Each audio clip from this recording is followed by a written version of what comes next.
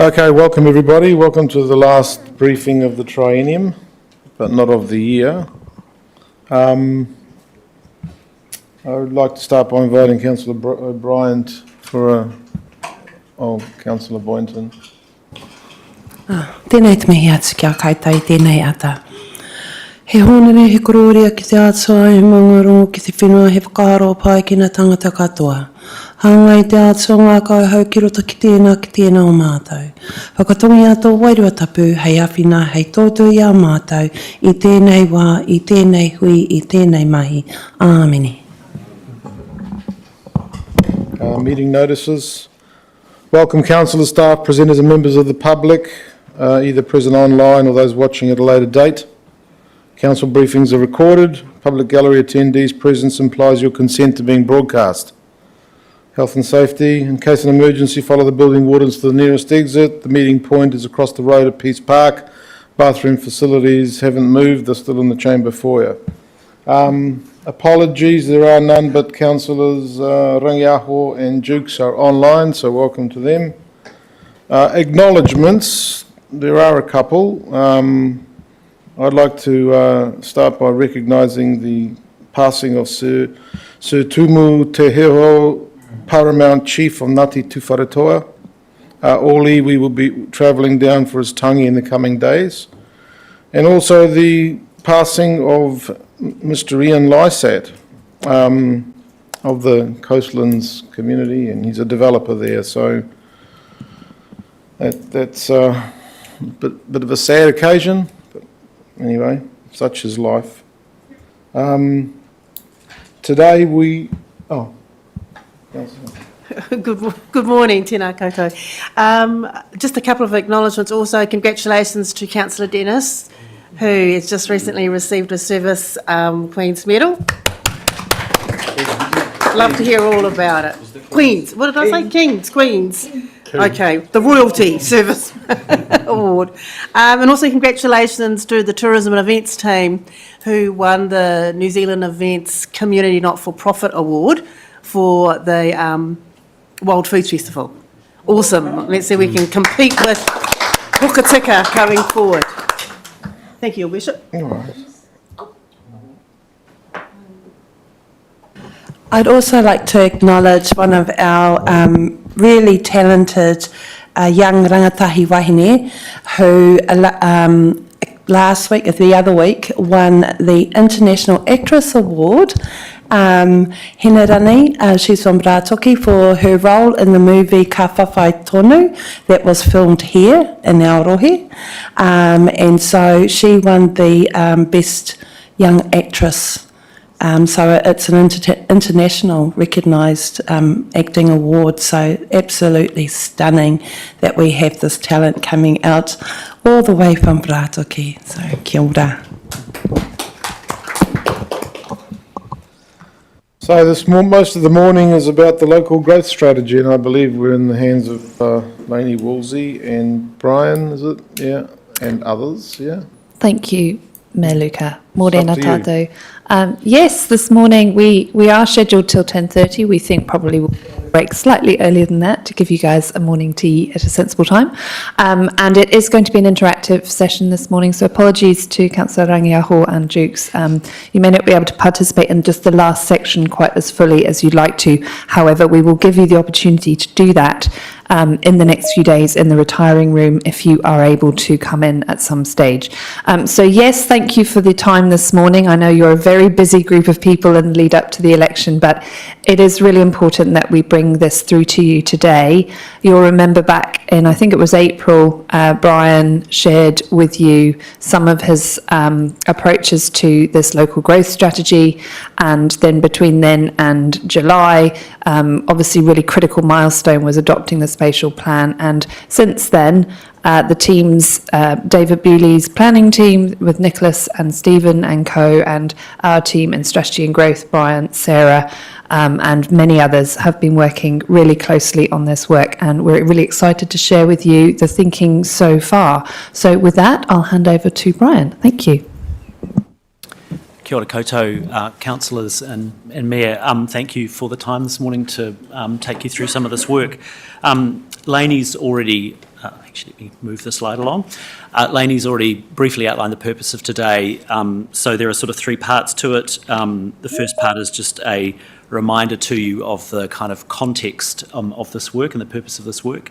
The second is to share with you a kind of update on where we're at, and then to seek some input from you on some of the key ideas that are coming through. So we'll work that through with you.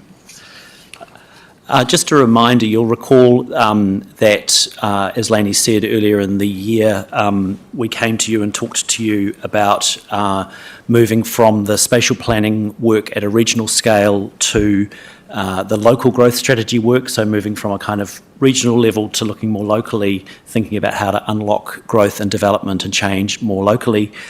So building on that strategic direction that was outlined in the spatial plan and the regional economic development strategy, and moving into that kind of how, when and with who conversation. And so that's very much what we've been focusing on. We also talked in April about, why do you want to develop a local growth strategy? Just a few things to highlight, I guess. Firstly, to kind of set out the sort of key directions for growth and related actions for the district. To really help the council get ahead of this growth and change piece, so be the author of the growth story for this district rather than kind of having it done to you. And one of the ways that you could have it done to you, for example, is the way that the insurance industry might just determine what happens and where it happens. So really trying to be active in shaping and prioritising growth and change. And also there's a real piece here around providing certainty and confidence to the range of partners and stakeholders who might be supporting and enabling and delivering growth. So that is developers, that's iwi hapu, that's builders, that's other growth partners. And in some of the conversations we've been having with those folks over the last few months, one of the themes that's been coming up repeatedly is this theme of certainty. If you say to them, what are you looking for? They say, we want certainty. We want certainty of process, confidence that when we interact with the council, we get the same kind of consistent approach to these issues, and we want certainty around the places you think are important for growth. We want certainty about the investment priorities and the sequencing of that investment that you have as a council. And that's a very strong theme that we receive across the board from folks that have capital and resources and interests in seeing Whakatane grow and thrive. Again, a reminder about what's in a growth strategy. I guess a couple of key points here. One is that it's a focused document. It's not a document that's intended to be about everything. It is about, you've got lots of other strategic documents that cover off much of the other business of council, so it doesn't need to replicate that. This is about focusing on the growth and change story. And the guts of it is that number 4, which is about kind of the key moves or directions that the council wants to take in terms of growth, some of the guiding principles that might underpin that, and then some specific actions that help move that forward. So it's that's the sort of guts of the strategy. Where does it fit with other plans and activities? Again, a recap for you. We did talk about this earlier in the year. It is a strategic document. It sits up in that family of strategic documents, brings through the themes and priorities and directions that are found in the spatial plan and the economic development strategy, reflects on and links into the strategic intentions of partners and government agencies and other partners in the district. And then it's about driving and shaping those implementation mechanisms, things like the regulatory framework, which is the district plan, zone changes, bylaws, all those kinds of things, the choices that council makes about its investment priorities through its long-term plan, the capital projects it chooses to undertake and who with, and also the partnerships and collaborations that it seeks out where it chooses to put that energy and effort. So the local growth strategy is thinking across all of those things.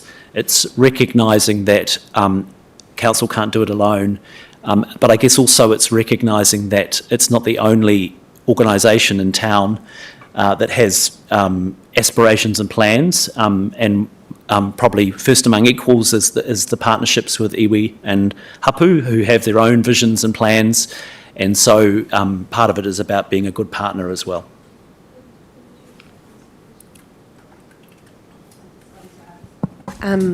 So you mentioned that other groups and that may have aspirations, and some of those things might become clear a bit later.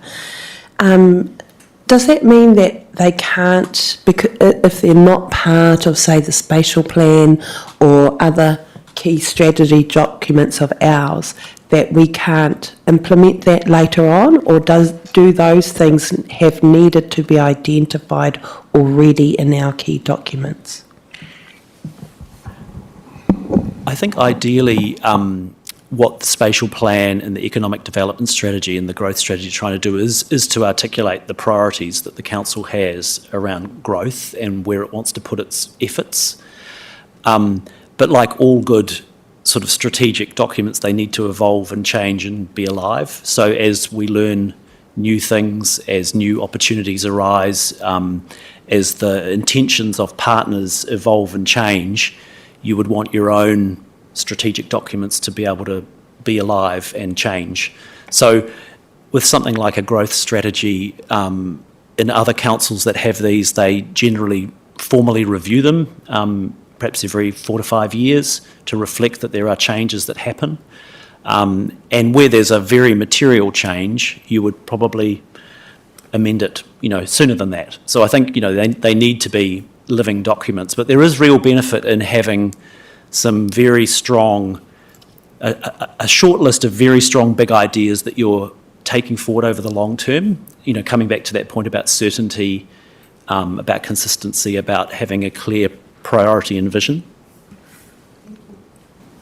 Can I just add to what Brian said? I think our ultimate outcome from this piece of work is that when you as elected members are in conversation with our partners, whether it be Hapu, Iwi or other institutions in the district, that those principles, wherever they land, and obviously you'll be going through some of the ideas for what those could be later this morning, but you would have those top of mind. They're not fixed, as Brian has pointed out, but to be able to reel off the 5 ways in which you as a group believe this district should grow would be, for us, that would be success, and that you're able to speak to those really clearly, share those with your partners, and be able to negotiate and evolve and adapt those as you go, if that helps. I don't know.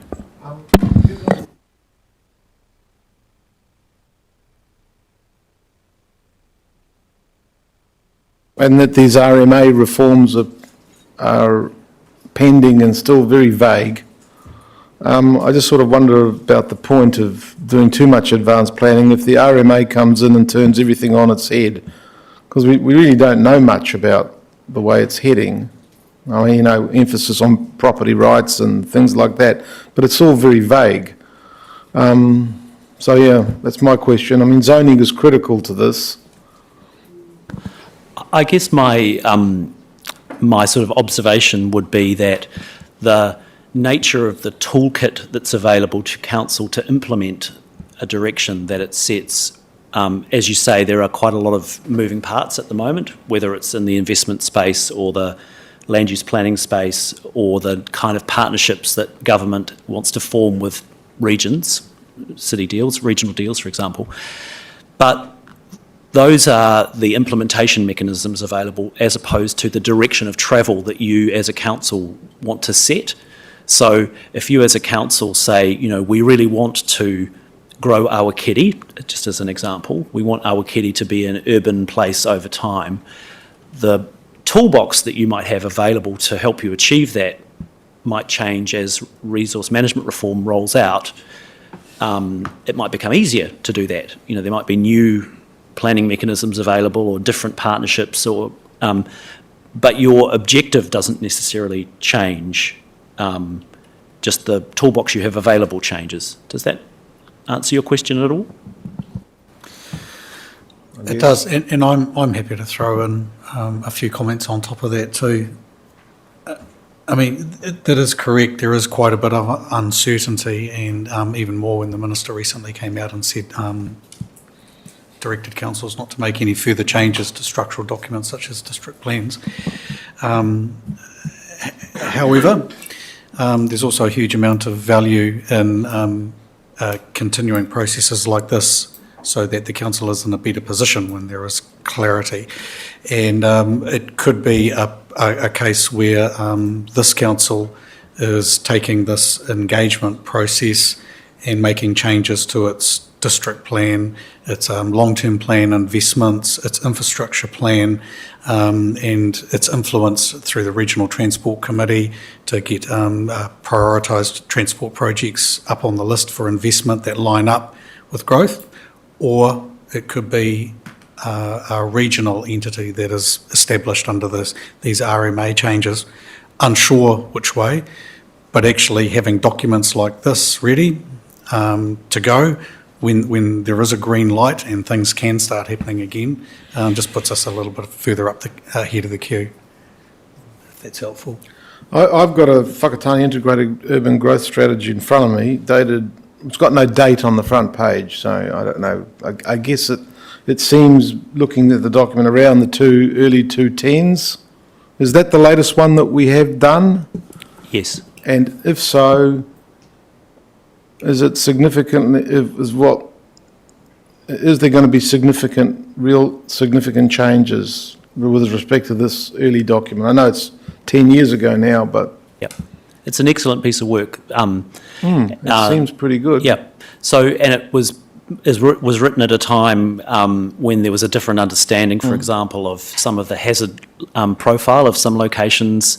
It was written at a different time in terms of council's direction of travel. There was an idea that Marae Tōtara Valley could be developed. There was an idea that a lot more density might be able to happen in locations that are now understood to be, flood prone or have other kind of hazard risks. So I think all of the ideas that are in that have been brought through and with the lens of what we've learned from the spatial plan process. It's clearly a critical input, but I think David was a very important author of that piece of work. So it's got some really good stuff in it, but it is also outdated in some of what it understood to be possible.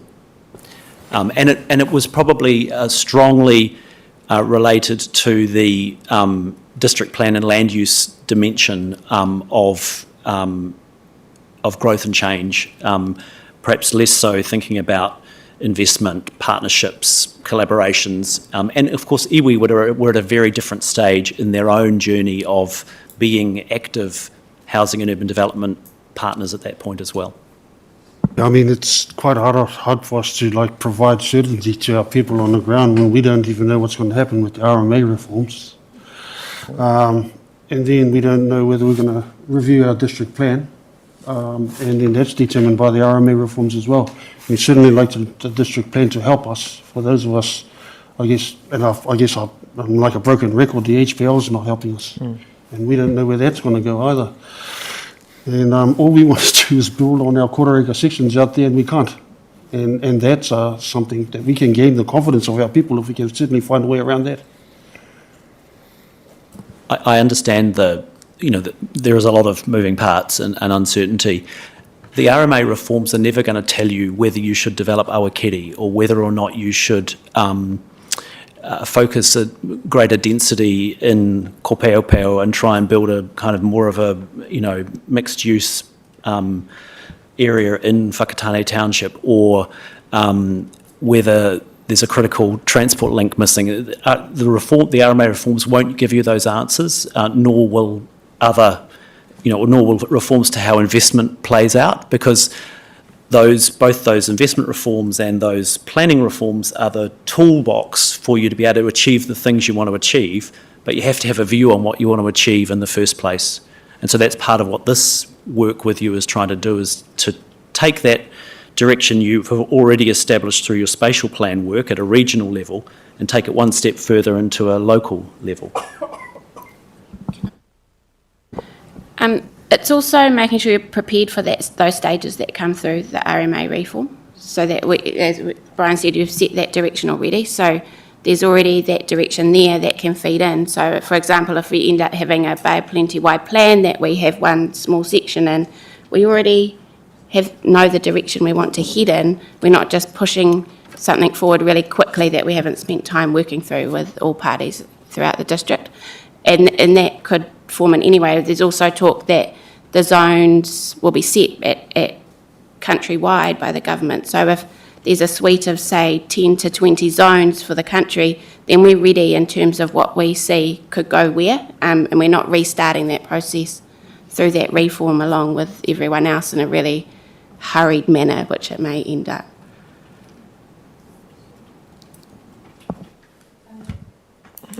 Thank you for explaining that. I think it's really important that we're able to how to plan that view, regardless of what different pieces of legislation might be coming in the future, because along with legislation, the people making it change as well, so that can change within that 5-year timeframe. Because one of the concerns I guess I had overall would be if there was an introduction of rates capping, because that would heavily restrict or even limit our ability when we're engaging with our stakeholders in the wider community to develop the local growth plan for it to actually really happen, because that would really shut things down. But I'm glad that this will still go ahead so that we have that view in case that comes along or in case it doesn't. Thank you.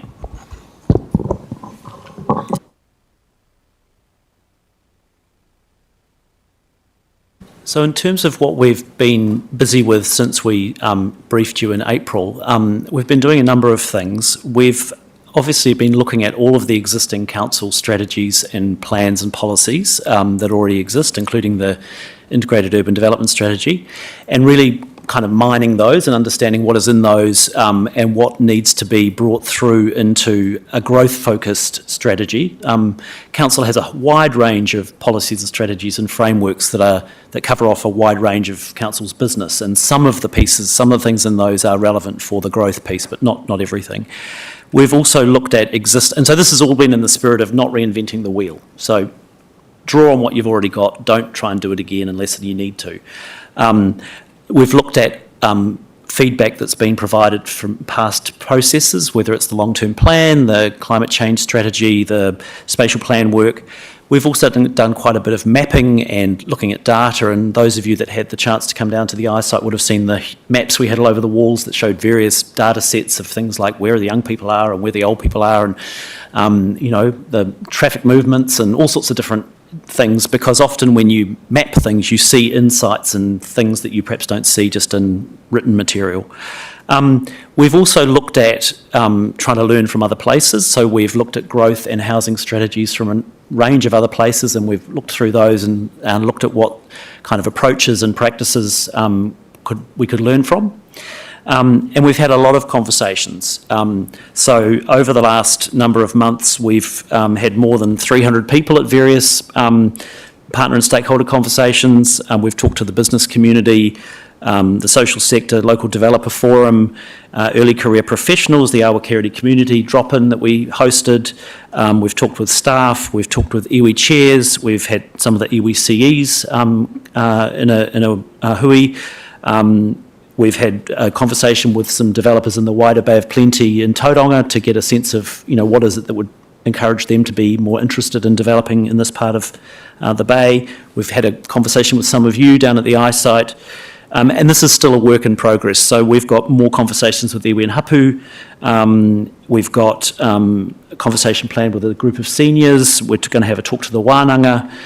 We've got meetings set up with central government partners, primary sector, through October. So we're trying to, in this early engagement, talk to a lot of different stakeholders to understand their thinking and thoughts about growth and change in Whakatane district. And it's been a very, very valuable conversation.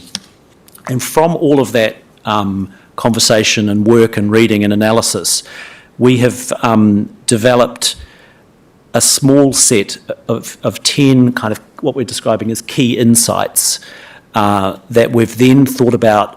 Do those insights lead us to critical kind of moves for the district or directions, or are they more guiding principles that kind of underpin everything you might want to do in a growth sense? And so we've landed on two sets of ideas. One set is the sort of big 5 strategic moves, and then we've got 5 guiding principles that sit across everything you would do. And so I just wanted to spend a little bit of time taking you through these 2 sets of 5.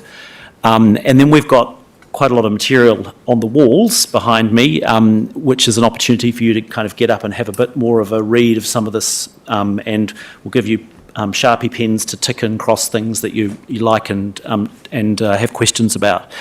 But just in terms of those key insights, the first key insight, I guess, has been that both the town centre and Kopaupau are really essential to the region's growth and well-being. So the town centre generates 50% of the GDP of the district. It has the major concentration of employment. It has all of the critical arts or most of the critical arts and cultural institutions. It has the council administration, and it's critical to the hospitality and kind of recreational offer of the district.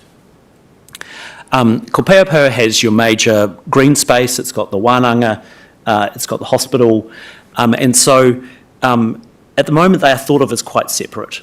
But actually we think that over the longer term you really want to think of those as a joined up corridor of critical activity that is important to the whole district and the region, and that there's a real opportunity to build a vibrant, more resilient, well-connected corridor of activity across that whole area, and to think about that as a joined up corridor. And probably over time you want to tilt investment in the direction of the more resilient end of that corridor and away from the less resilient end. So that's a sort of key strategic move, big idea. That's number one. Are these an order of preference, or are they just 5 thrown together, higgledy-piggledy? They're not a hierarchical order of preference, if that makes sense. I'll make comment to that, unless you want comments now on the one you've just covered. Please, yes. I really hate the word vibrancy. To me, the word vibrancy means ching-ching rates going up. And really, I can't see why we don't build a functional, more resilient, well-connected. The word vibrancy turns a lot of people off. And are we trying to force a round peg in a square hole by saying we want to connect them? I mean, you can waste a lot of money trying to force people to connect things, but people don't want to walk that distance, and so why would you have a connected, functional thing? Unless you go down McAllister Street, through to Rex Morpeth and across to Kopaupau, rather than down the main road, because to me that's actually not where you want to send people. But are we trying to force a round peg into a square hole? But they're 2 separate communities. I think what we're suggesting is that they can actually be thought of as a joined up collection of important institutions that can be planned and integrated over time. So this is about thinking about what the very long-term future of this might look like. And I agree with you that the connection through Rex Morpeth through to King Street, that's the kind of pathway that you want to think about how to move people through, rather than relying on the existing streets necessarily. But because I remember we had, when I was back in 2017 or 16, we had a combined community board meeting here, and your planner said, what do you think would be a good way to do it out? And I said then that we stuffed it by putting the hub where it was. We should have rezoned all McAllister Street, plus all the little short streets from here to McDonald's as the hub, and then you would have that flow. So now that we've got the central business district and we've got the hub, is why I'm wondering whether we're trying to force a round peg in a square hole because we missed the boat.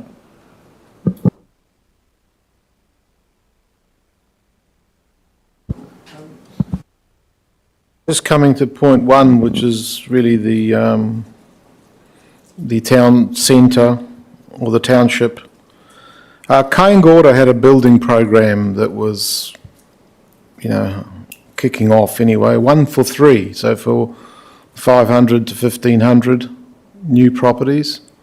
I don't know if you've got any intel on where their building program ended up. They certainly have indicated a desire to divest some properties, including in the Kopaupau region, like the old Countdown Woolworths site. So that's probably still up in the air, I don't know, but certainly they've indicated a desire to divest, because we've got a whole lot of holes, and the market will determine whether or not they get filled. So we've managed to connect a few developers with these potential sites. But the Kopau site is also where the Whakatane fault runs. And a geotech guy that I know says that's not a good move, but what do you say about that? Because that would run down by the countdown site.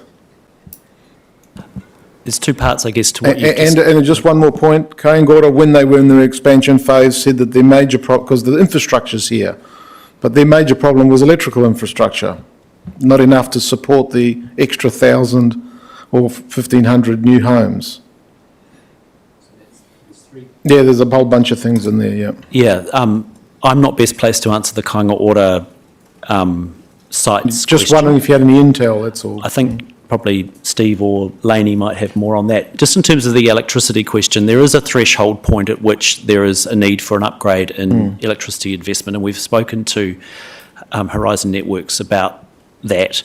And what they will say is they want to have they want that certainty of understanding of what the council's view on growth over time is, because that helps them with their lead times for the investment they would need to undertake to bring in new transformers, to upgrade the network. So these pieces are all connected together, and it's undoubtedly one of the pieces of infrastructure that needs to be present.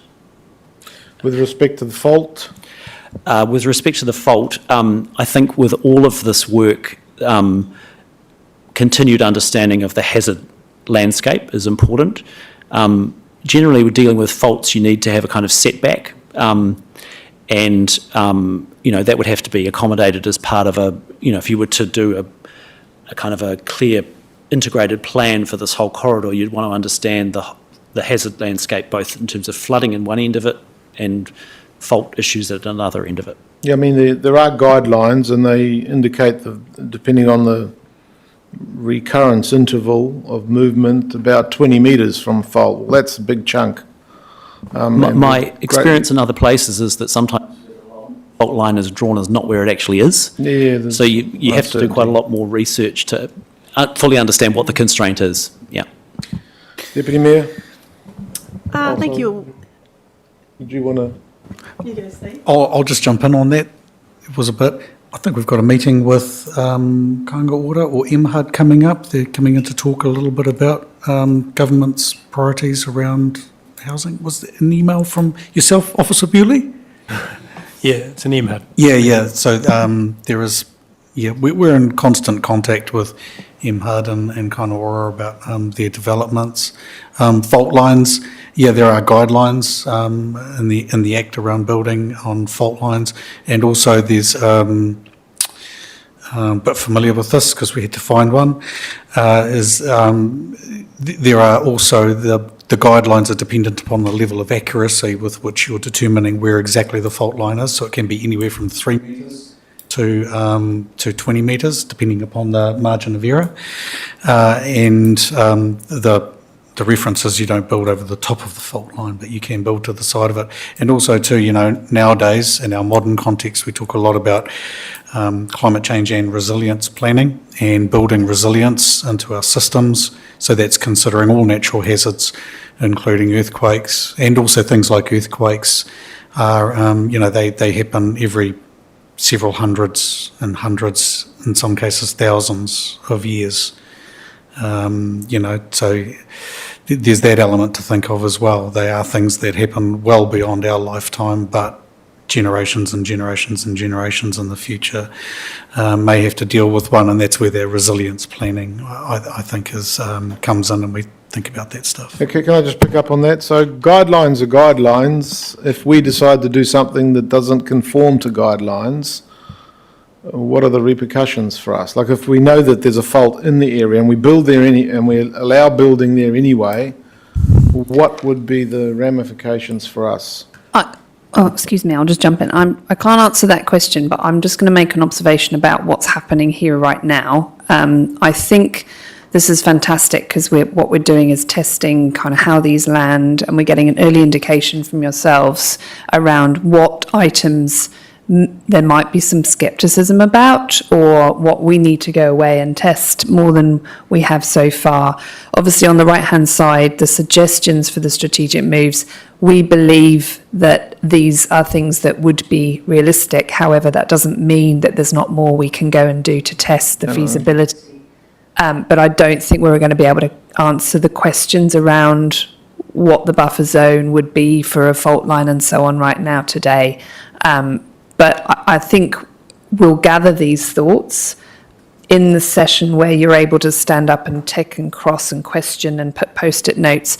Please do offer those up on the boards themselves, and then we'll take them away and drill down into some of that detail. Oh, well, I've asked a question, so maybe you can put it on your notepad. I will, thank you. Thank you. Thank Deputy you, Your Mayor. Worship.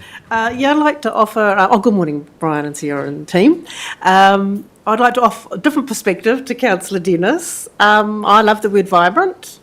I've just Googled what does it mean, full of energy and life, and that is what we want our communities to be all about, full of energy and life. And I'm not quite sure how it relates to someone thinking that means expense. You wouldn't describe a person as having a vibrant personality as someone who's going to cost you money, or actually, maybe they could, if they like all the finer things in life. But my actually question was going back to the connectedness, and I absolutely agree, we do need to connect our communities. One of a frequent complaint that you hear is there are not enough safe crossings on Domain Road to connect us to Kopiopio. And if it's just the easy strategic little tick box that we put in another 3 or 4, we know there's a cost associated with that, I think, but it doesn't have to all happen at once. But I think we really do need to connect the communities, and we've got green spaces in between them, and I think that would be of real value. I had one other comment though, just talking about the town centre. I know that on the riverside we've got our harbour board leases, but on this side they're freehold, I understand. Someone did ask me the other day, how long would it take, or what would it take for council to give permission for apartments to be built on there? But that might be too granular for this discussion. I might, once I read on the back wall, make some suggestions there.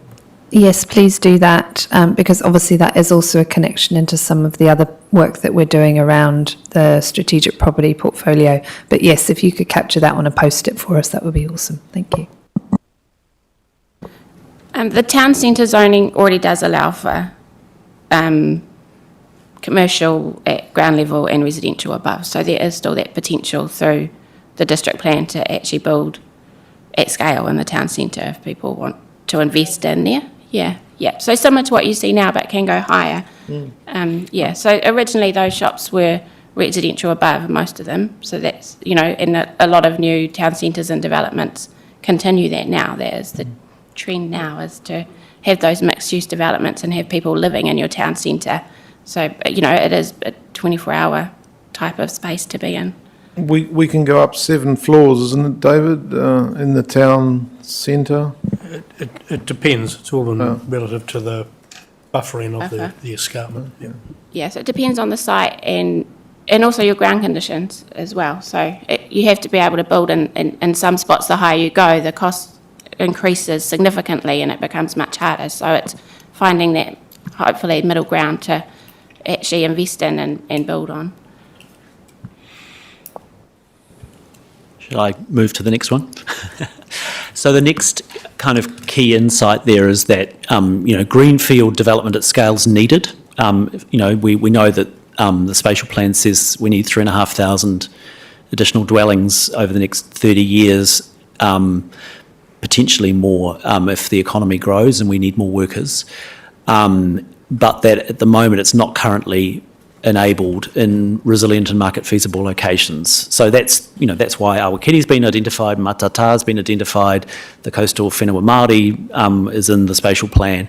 And so a strategic move is to unlock that land. And that involves some planning activity, that involves some thinking about investment in infrastructure, That involves partnerships, that involves advocacy, that involves working with central government partners. There's a whole lot of very specific action that would need to sit under that, but the big idea is that one of the pieces of a growth story for this district is we need to unlock some large-scale new greenfield development so that affordable housing for a wide variety of different segments of the community can happen over time.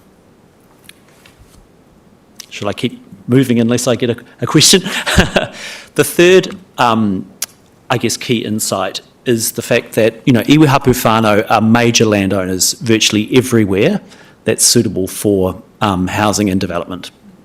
That's a real feature of this district, is that if you look at a map of land ownership and you look at where the land that is suitable for urban development and new housing is, it often has significant areas that are owned by iwi, hapu and whānau.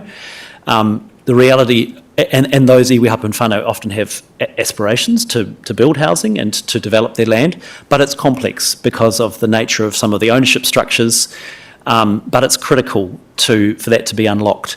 Now, most of that is probably not the work of council to unlock, but there may be some things that council as a partner could do to be better at that. So we've said, one of the strategic moves for council is to help enable iwi, hapu and whānau to achieve their development aspirations.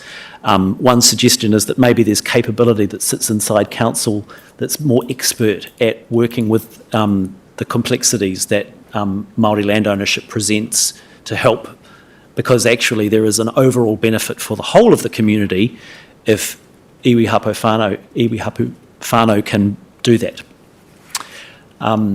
Do what?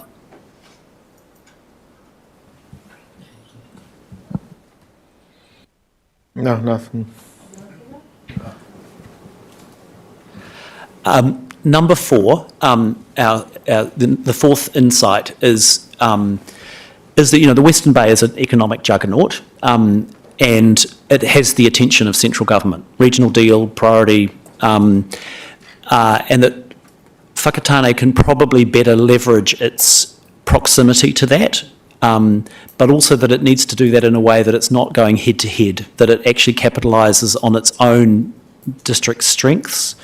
And so the strategic move there is, to harness the district's economic strengths, but also to ride on some of the coattails of the Western Bay's economic tailwinds. And there's so for example, the Rangiuru Business Park is going to bring economic activity much closer to the western edge of the district. How does the district think strategically about that as an opportunity, not just, not as a threat? We've had some interesting conversations with businesses that have said, at the moment we can't find land to build our processing facility, or so we're looking at the Western Bay. Or we really want to grow our footprint here, but we went to Hamilton. Hamilton rolled out the red carpet. They showed us the land that we could build our factory on. They talked to us about their facilitation services. They put us in contact with, Tainui Development, who have this, all this kind of facilitation stuff. So maybe there's a role for council to be more active in that space. That's not about council doing, building, developing land for these guys, but is there a facilitation role that, could be part of council's economic development focus? So these are some of the things that you might think about.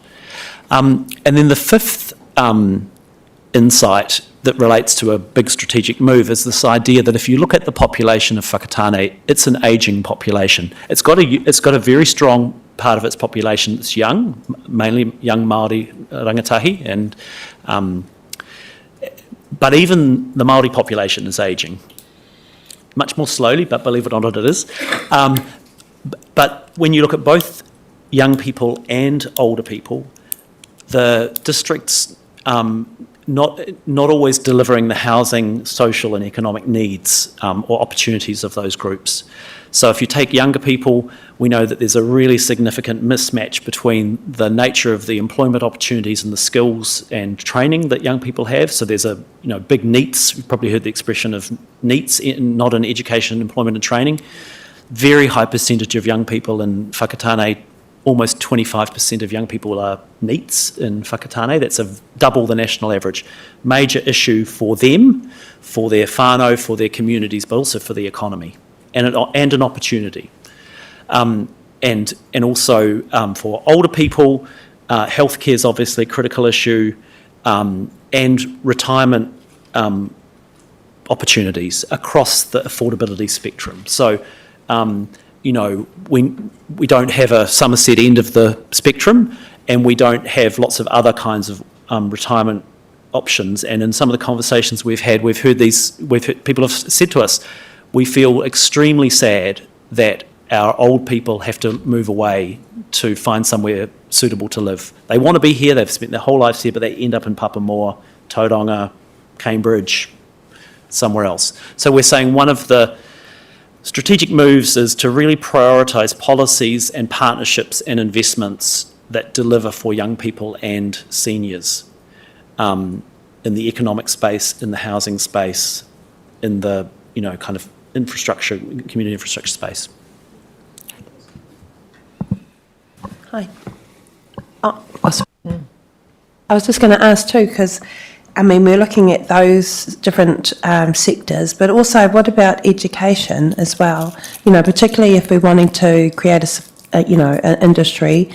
Wouldn't it be amazing if our rangatahi were being trained to be the ones who help look after our Pākeke, our elderly people, and if if there was development towards retirement or rest homes or care homes, that we utilise the relationships of the education institutions we have here to support a growth in the market for our rangatahi around the, I don't like to say industry of elderly care.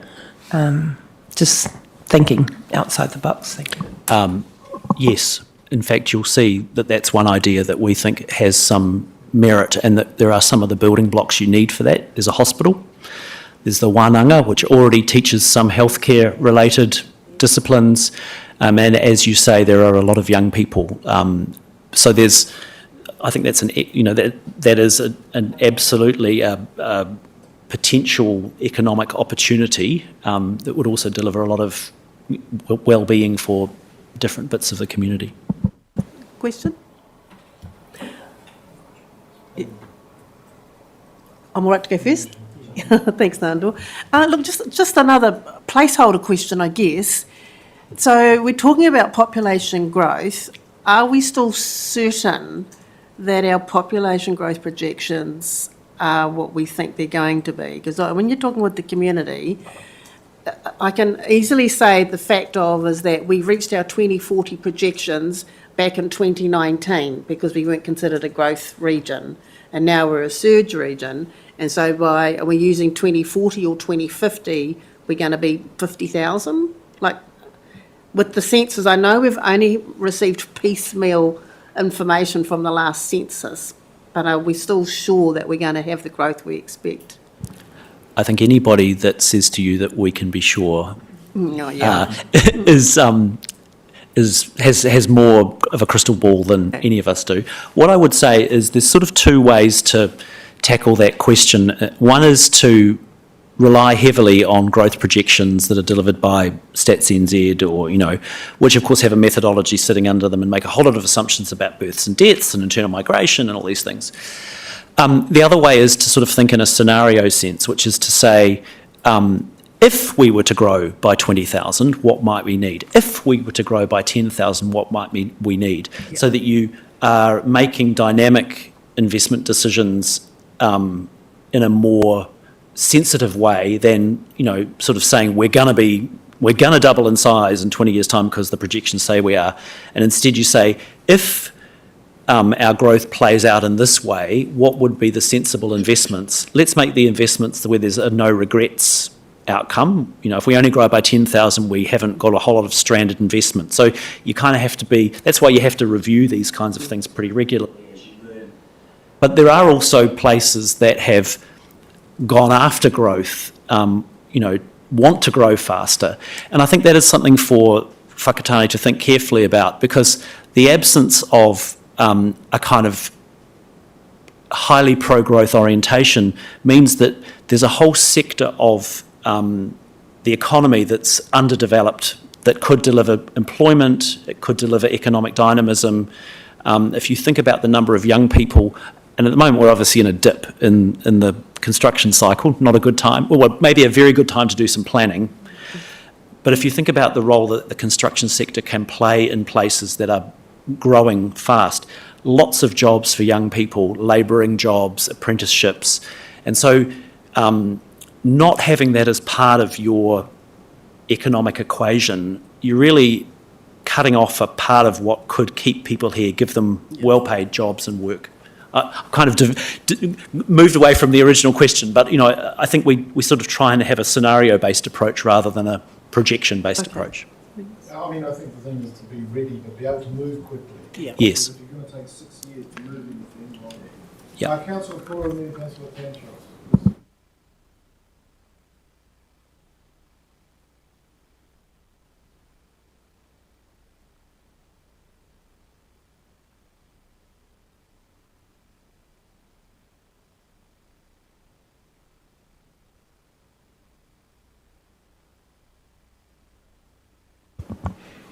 Thank you. This is very interesting and thought-provoking, and I like it.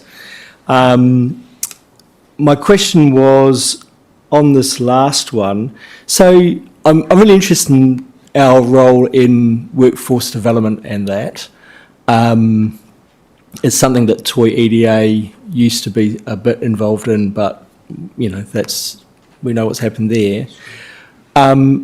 How much do we engage with the wharewananga, with Toi Ohomai and educational providers in our district to get a bit of a sense of where their strategic planning is going and how it fits in with our growth aspirations? Perhaps I'll say something, then Lainey can add to it if you have. So my understanding is that Council has been active in the sort of skills area in the past, and it's a tough spot. My view would be that it's tough, but it's necessary. Like, it's such a fundamental piece of what's needed to be active in to help this community to thrive. You know, the lack of skills and opportunity for young people is a profoundly significant issue for this district, as it is for many. We're meeting with the Wānanga in 2 or 3 weeks' time to have this very conversation and talk to them and hear from them about their thinking in this space. And one of the ideas we think that could sit underneath this is for council to take its convening role, you know, its convening, facilitating, bringing people together role. So it's not that it's well positioned to be delivering skills training, but our sense at the moment is there's a bit of a gap in bringing folks together. I mean, iwi are actually much better placed and are already doing some good stuff, you know. But looking across the whole district, that might be one of the critical places that council has a role to play. Is, you know, is there the right forum that brings the right people together to fully understand the problem, and then think about whether there are gaps in current action.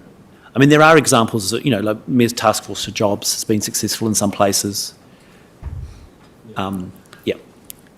Can I just jump in and say there's been quite a long history of thinking about how we work with our local institutions, and there are some really great examples from overseas models on the anchor institutions model with Preston, Portland, Oregon. There's a heap of stuff, and actually Nicola and myself are going to be going up to the EDNZ conference in November because there's a real push for that kind of approach and having better transparency and visibility across the different institutions that need to work together in local communities. It's part of localism, it's part of the placemaking and the community engagement piece. So we are really looking closely at that and how we can ensure that those relationships are really productive. Councillor Puller.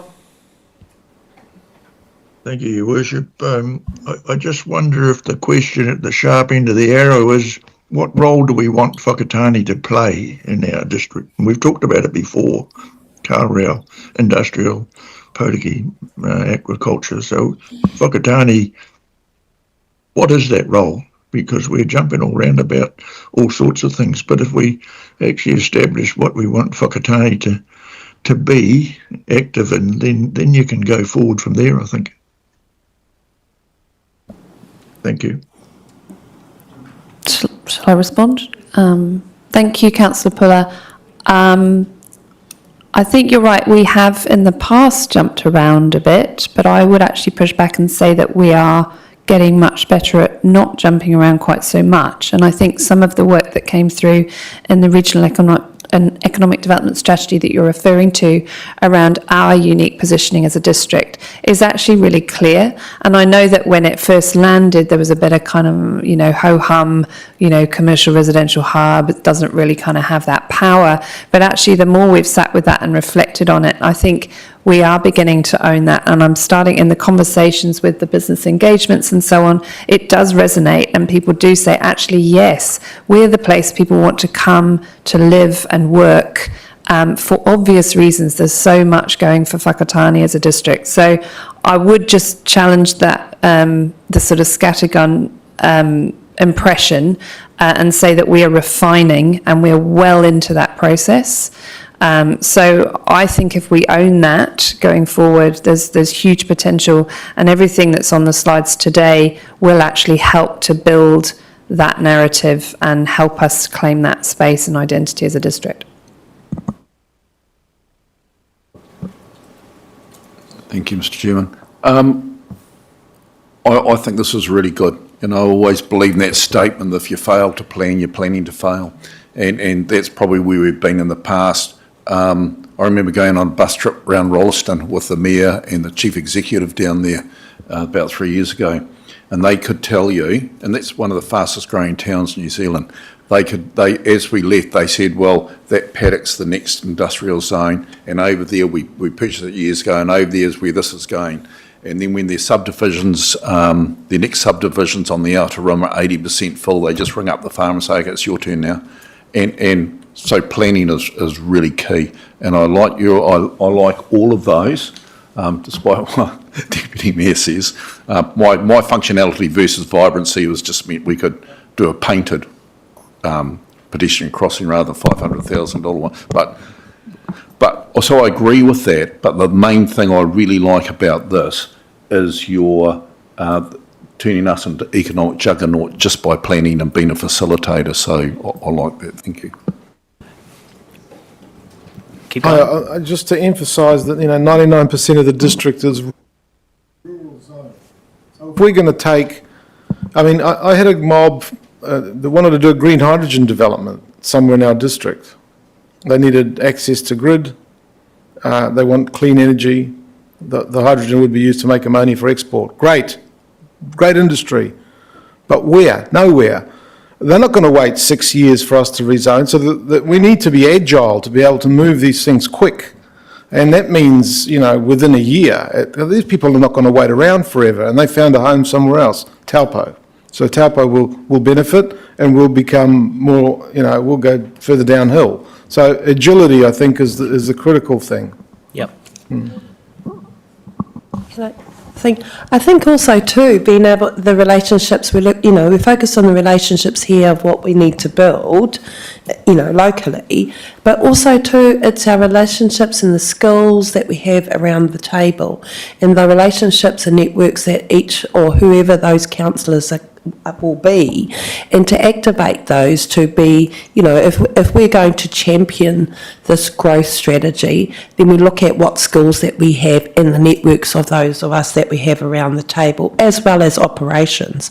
So when we're looking at wanting to be agile, not only are we agile, we're already up with the play, in with the people who are part of determining what direction those particular things are going to be happening, so that we not only are agile, but we're moving with the wheel as it's going along and being able to adapt. So I think it's really exciting if we're able to, tap into that and unleash the potential within those around the current table as governance in our networks and the governance networks of those different sectors and organisations, and then really support our operations to activate what comes out of that. So, sorry, it's not a question. I think I've been on the campaign trail too long. Thanks. Yeah. David, can I ask you, how long it took us to rezone the berry farm from deferred residential to residential, which would seem to be something relatively straightforward, just to give me a data point? I think that total process was something like 3 years, 3 to 4 years, that sort of period. And that's an easy one, right? Deferred residential, the residential should be straightforward. I mean, deferred residential means already marked for future. All Is that what it deferred meant? residential meant was, it was an indication from the council that it could be rezoned to residential. You still had to go through a full plan change process Yeah. to make it residential. Maybe the RMA will make it easier. Maybe. Councillor Puller. Thank you, Bishop. I think a couple of things, I hear what you say, Laney, and I wasn't meaning to be critical, but also from Mayor Victor's comment about people wanting to come here and can't, we were not going to be everything for everybody, and I think we need to recognise that and focus on what we're good at, and we are good at stuff, so I think we just go forward on that point. Thank you. Great, thank you. So just look in summary, just building on what Steve said earlier, success in terms of a growth strategy, one of the measures of success would be that you as the leaders of Whakatane, when you're out there telling the growth story, you're able to say, Whakatane is focused on 5 things, and you can hold your hand up and you go, 1, we're going to, unlock the greenfield locations. 2, we're going to enable iwi and hapu to, develop their, achieve their development aspirations. 3, we're going to prioritise investments in young people and seniors. So in other words, a simple, compelling story that you feel is yours, that would be a huge success, I think, for this kind of work, and that's partly why we've, tried to boil down to a small set of critical shifts that we think could really drive the place forward. And then there's actions that sit under that, and they're on, some ideas for that are on the wall behind me. The other piece to this, wrong button, is we've also got 5 guiding principles. So we've got 5 other insights that came through this work that we think, rather than being sort of a fundamental shift, are more of a principle that sits across everything that we do in the growth-related space. So the first of those insights is that, Māori are half the population of Whakatane, and relationships with iwi, hapu and whānau are absolutely essential for creating all of district growth solutions that enable the well-being of all the residents of this district to thrive, not just Māori residents. All residents will thrive if Māori thrive. And so that sort of principle sitting across everything is a principle around strengthening those relationships with iwi, hapu and whānau. It's a principle you already have in your strategic documents. It's in the spatial plan. It's one of your priorities. So it's very aligned with where you already, position yourselves. Second one is around natural hazards and climate change resilience. So, we know that Whakatane is a place that has significant natural hazard risks, and the effects of a changing climate are forcing us to think more and differently about where we settle, where we invest, and how we adapt. So a principle sitting across everything about fostering communities that are resilient to natural hazards and climate change. And we've deliberately said it's about fostering communities because it's actually about how people are able to be resilient over time in their communities rather than just the hard physical infrastructure or the house. So deliberate choice of words there, again, reflects what's in the spatial plan. Third idea is around obviously the natural environment being a taonga, being restoration and protection, and the future integrity of those ecosystems. You see this in obviously things like Ngāti Rangitihi's Awa Restoration Project, but there's lots and lots of places where this is relevant. We're saying that as we think about growth and change, that environmental restoration and stewardship should be present across all of that. And there's some great examples around the country where growth is not antagonistic with natural environment outcomes. It's actually complementary. It improves water quality. It builds back wetlands. And these are, so it can be a sort of a 1 + 1 = 3 story rather than seen as a negative trade-off. The fourth key insight is around transport. So this is just recognising that it's critical, for economic success, for connecting people and communities, and that the network of Whakatane district has issues with resilience, with safety in some places. We've heard that from people, and there's missing links. Particularly in the active transport network, cycleways, walking. We've just heard about pedestrian linkages that are not present. And so that whole principle that across all of the growth work you're trying to enhance transport connectivity, resilience and safety sits across everything. And then the final insight really relates to council itself as an organisation that delivers and partners and does stuff. We've heard a lot about council from talking with developers and the social sector and others. Some really positive stories about the role that council plays, but also some stories saying council can do better in some things. But we know that we're in an environment of constrained resources. Our communities are right at the limit of their willingness to pay. We also know that national direction is potentially kind of sharpening council's focus on efficiency. And so we're saying, but we also are hearing that council, from a lot of the developers and others, that council could perhaps be stronger in having a kind of positive pro-growth orientation, that it embraces and wants to partner with and wants to expedite, and sees opportunity and growth and dynamism as something that's highly desirable. And we're suggesting that there's a principle in there relating to kind of aligning council toward a shared growth and development agenda. So this is a organisational development, leadership, skills, capability, processes. It's all of that stuff, and it's a journey that I know Steve and the leadership team are already on. But it also has a role for councillors in that as well, which is you having a compelling story that you own and share as well. So that's the 5 strategic moves, 5 principles. Just pause there if there's any questions or comments about that. Thank you, Your Worship. Brian, again, number 4, transport, or more importantly, public transport. That's something that is a responsibility of regional council to start with, and we've got a targeted rate on all our ratepayers for a service that is really only and very limited to Whakatane urban. Our satellite towns are poorly serviced. Independent operators like Waka Eastern Bay, for example, have basically met the niche in that market. We're doing up to 500 movements a month now, of which nearly half of those are total mobility. How do you see, again, because our public transport comes up for renewal in 2026, how do you see outside of an on-demand service actually working, bearing in mind it has to be cost effective at this point in time in the development of our district and our, as I said, more importantly, our isolated communities and our Maori population? I'm by no means an expert on the issue of how to solve the transport challenge. I did, for my sins, work for NZTA for 7 years, but even then I don't feel like I'm an expert.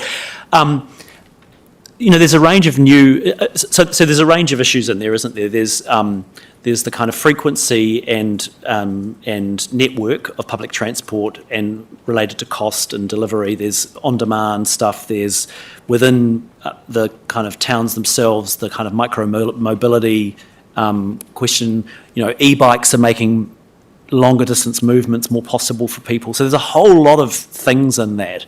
But as you say, public transport's not something council's responsible for delivering, but it can certainly have an advocacy position. The other thing I would say is that this strategy is intended to be looking out over 30 years, and so some of these are big, some of these ideas might be highly aspirational, and might not be possible to achieve right now, but you don't want to lose sight of those. So if one of your aspirations is that you want to, shift the dial on people's ability to access opportunity over time, there are two ways you can do that. One is transport. The other one is that the future of growth happens in places where the opportunity already is, which is a reason for density, for example. So I guess what I'm saying is I don't have an immediate answer for you, but if you think that, access is a critical enabler of having a thriving life full of opportunity, then we have to hold on to that idea, and we have to think about what's the advocacy piece of that, what's the planning piece of that, what's the partnering piece of that, what's the story that needs to be told, so that the next time the pot of money turns up that could help with that, we can position ourselves to capture that. Does that make any sense at all? It makes a lot of sense, but again, I think that as a council, we really have to lobby regional council. And again, they come up with the notion that they're limited on funding options for the likes of Whakatane for the Eastern Bay as opposed to Western Bay Tauranga. Yeah. And that's where a little bit like the Mayor has indicated in the past, when it comes to roading infrastructure, et cetera, the big bite always goes west of Whakatane. So it's something that I think council have to be very aware of, and at the same time really lobby regional to make sure that we're getting a bigger cut of the pie, or they're looking at options which again is on demand, which was implemented in Western Bay a year or so ago, and on the onset it was a total failure, but it's totally... Can I give one small example? Sorry, Lainey. When I think about Rangiuru, which is the new business park in the East and Western Bay, which in theory, according to the information, suggests eventually there could be 4,000 jobs there.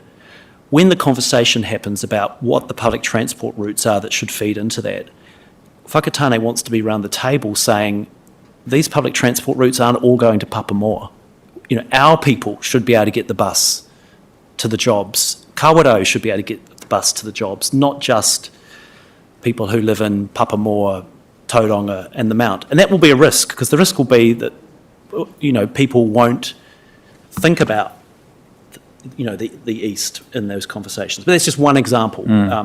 So I'll just add on. I think you're absolutely right, Andrew, in that, yes, public transport, but also is vitally important, access, but not just for people, but for things, for stuff to move around.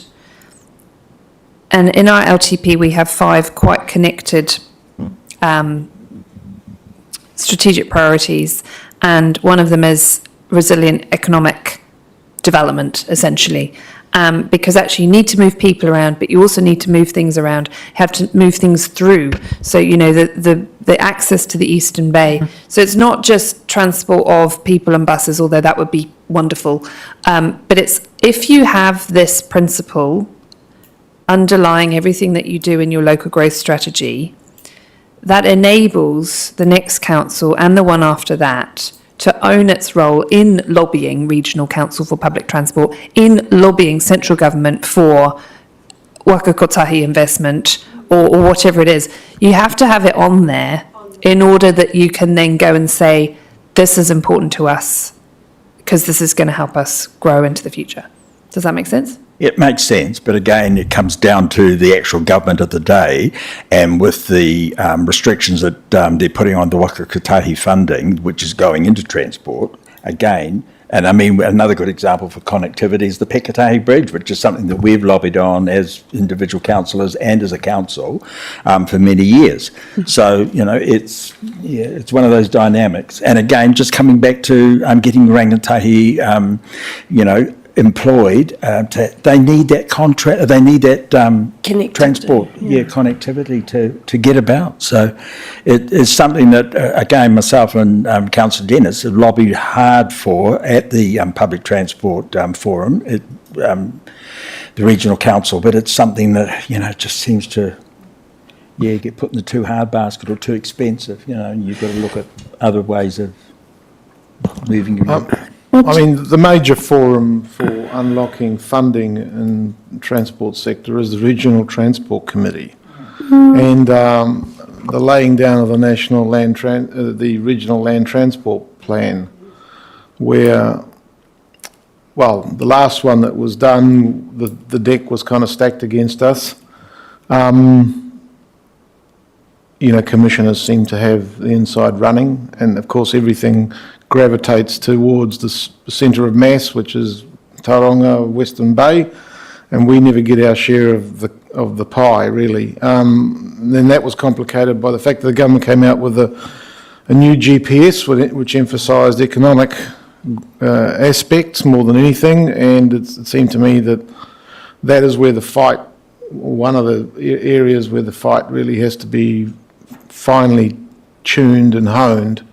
I think we did everything we needed to do, but then the tables got turned on us at the last minute. But again, the pie wasn't very big to start with, and we weren't getting our chunk of it anyway. I mean, 16% of the Bay of Plenty's population, we were only had 1% of the bids on the list. So that is a major forum, and that's where we really need to be, well organised.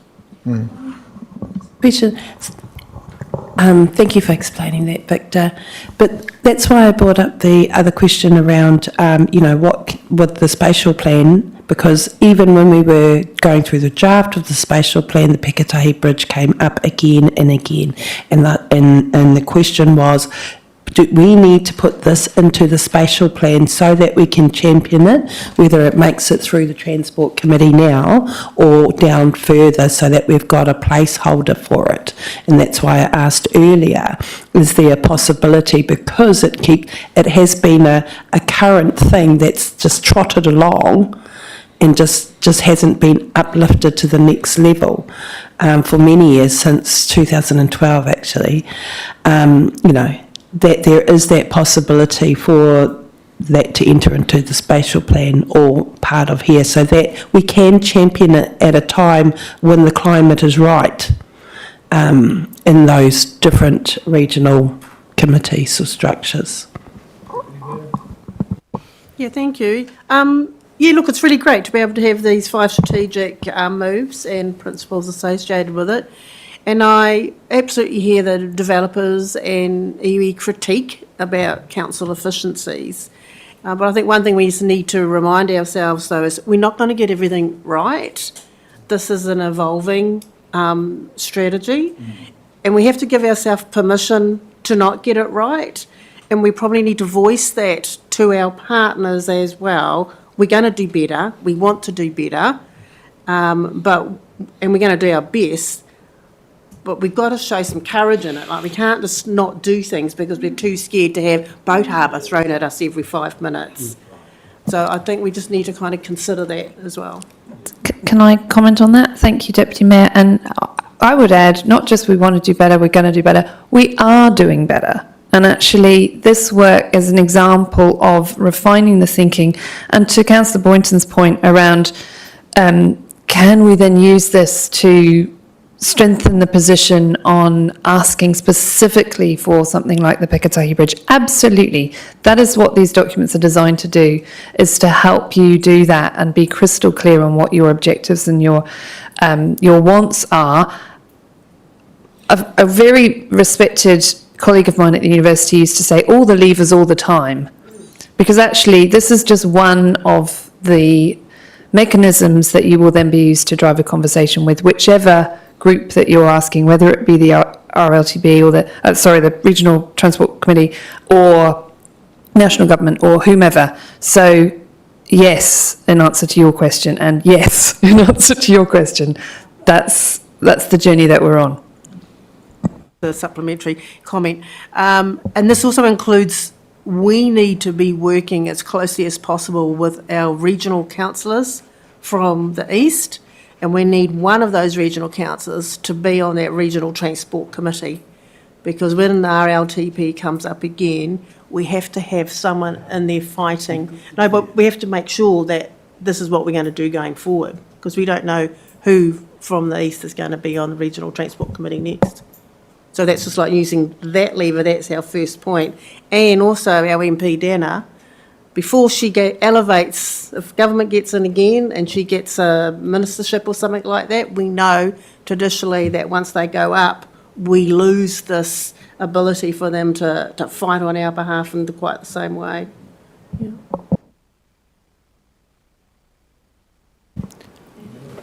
All I was going to say, just on the Whakatane Bridge question, was that we absolutely recognise that's one thing that you would want to make the case for. And I think that just building on what Lainey has said, it's about making the case. You know, just saying, well, we want the Whakatane Bridge because it's, you know, old and doesn't work very well. There's got to be a compelling economic case that's integrated, and that's what the spatial plan partly does. That's what this supports, so that, you know, when you're talking to the MP or the minister, there's a compelling economic, social rationale sitting behind it. 40 million upgrade coming next year. Yep. I'm aware. Just to remind people, our top-ranked project on the regional transport plan, long-term plan, was spatial plan / second river crossing. All we were after was a business case, which would cost somewhere between 500,000 and $1 million. But we didn't even get that. And that, as part of that business case, it would have, an analysis would be done of the networks, the engineering, the locations, the other options.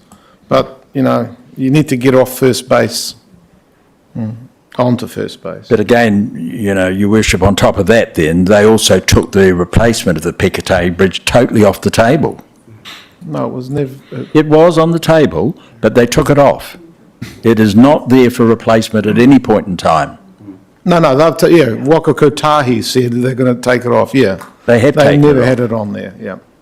Can I just add a comment? The Eastern Bay Road Safety Operational Group put in a couple of letters to Minister Bishop recently about some of the roundabouts, etc., down Potikiwa. And he kept referring back to the resilience study that's going on from Awakuri through to Apotiki, the State Highway 2 resilience.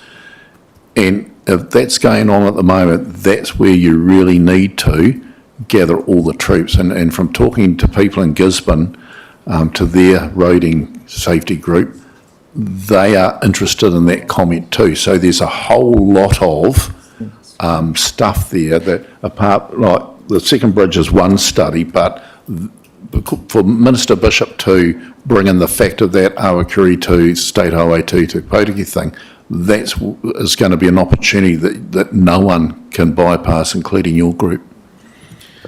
Anyway, you've got one more slide to go and then we're going to break. Councillor Tanshos wants to say something. Where you go? I'm going to change the subject a bit. I think we're getting in the weeds a little bit, but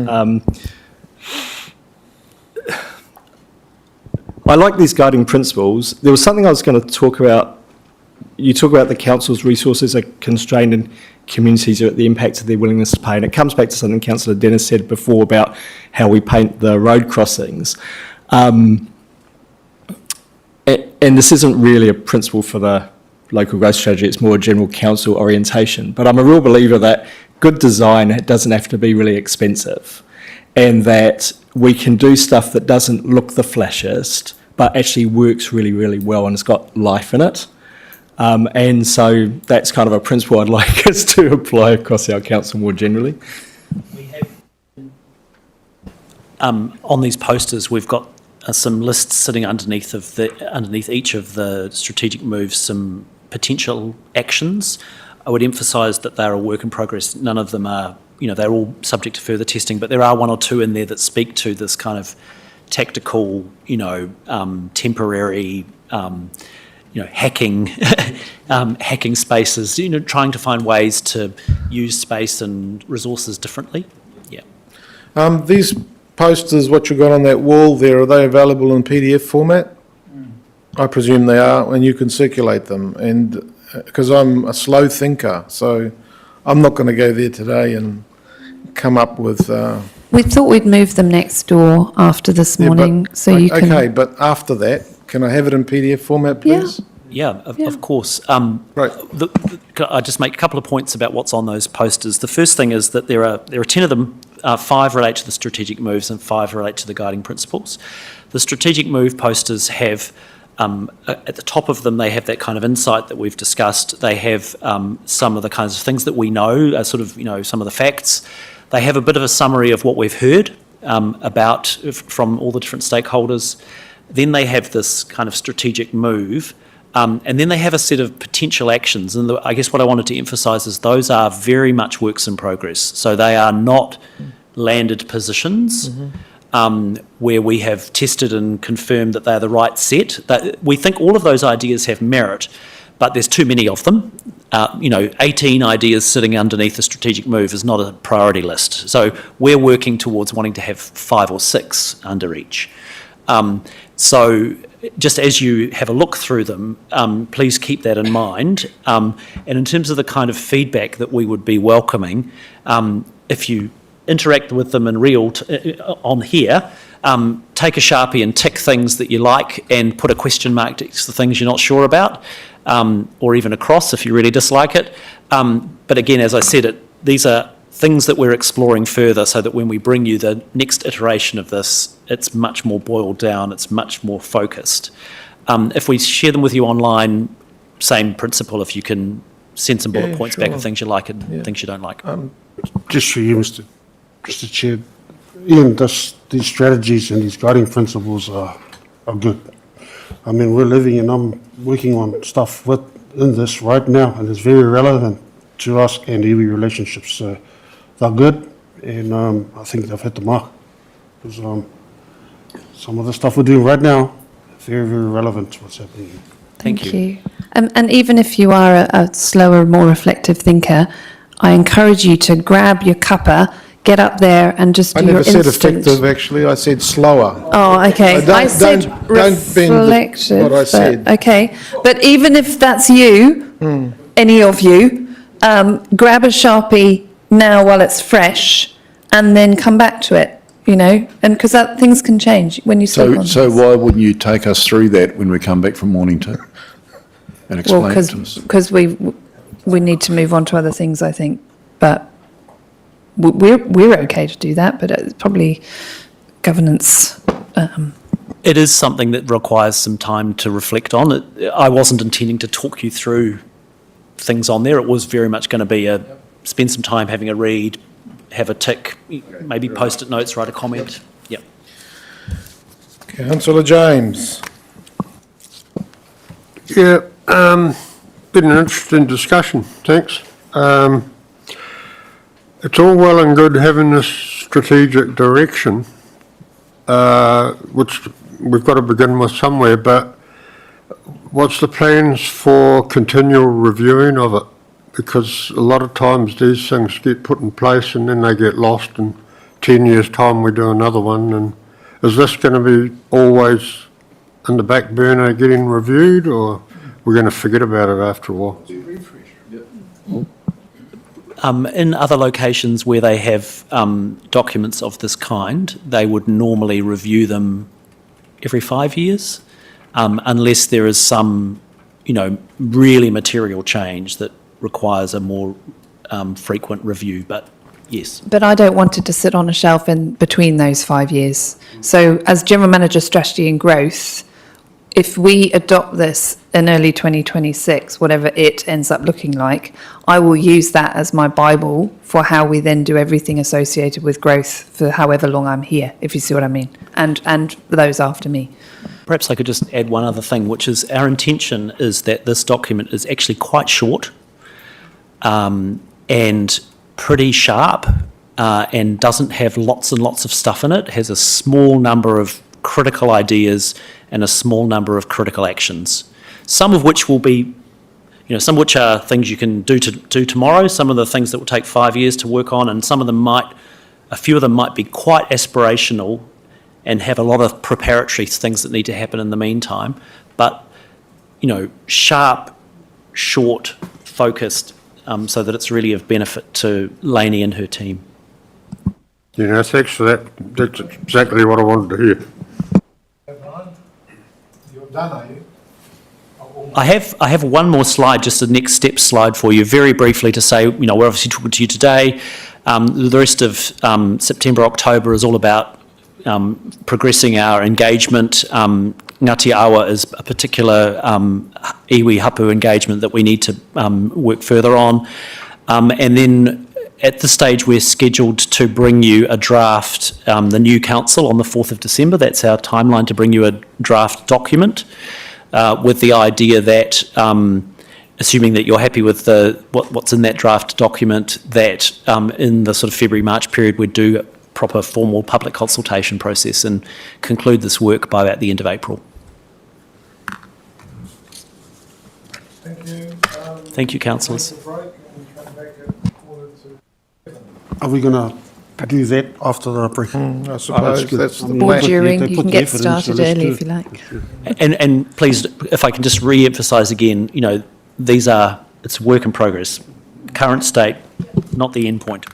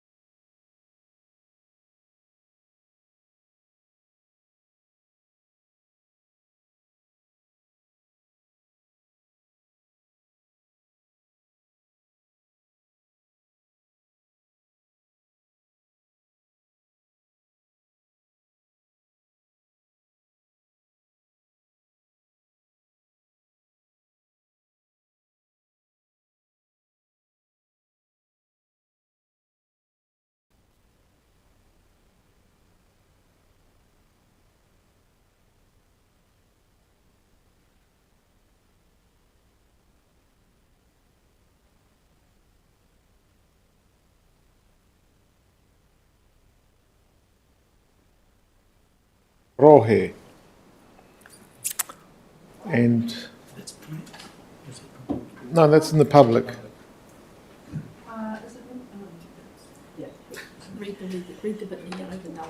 Yeah.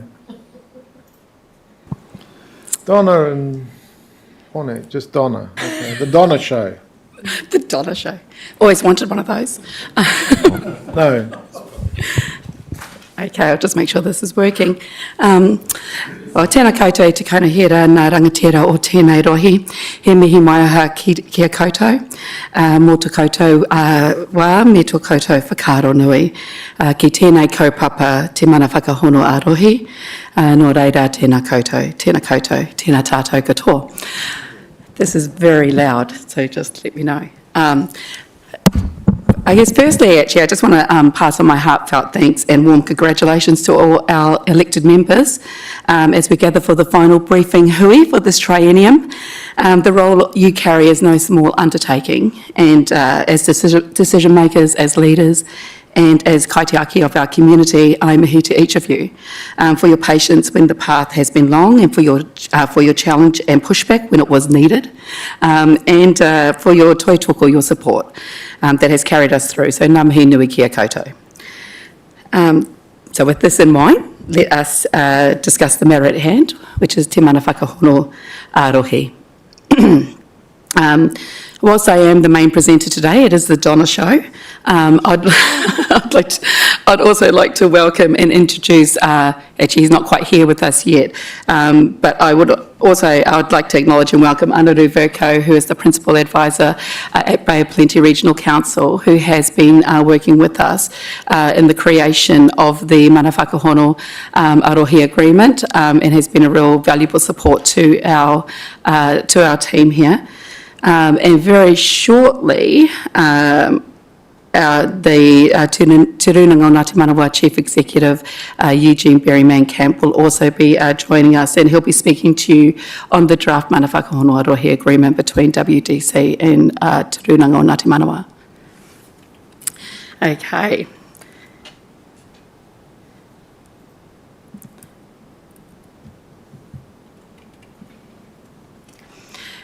So we first introduced Mana Whakahono Arohi on the 30th of July, and with that session we were focused on building understanding and awareness. And I would like to thank you all for your support to progress this work forward with the agreement that a formal proposal would be returned to Council for review and feedback for endorsement. And at the same time, we also heard very clearly that more detail was needed.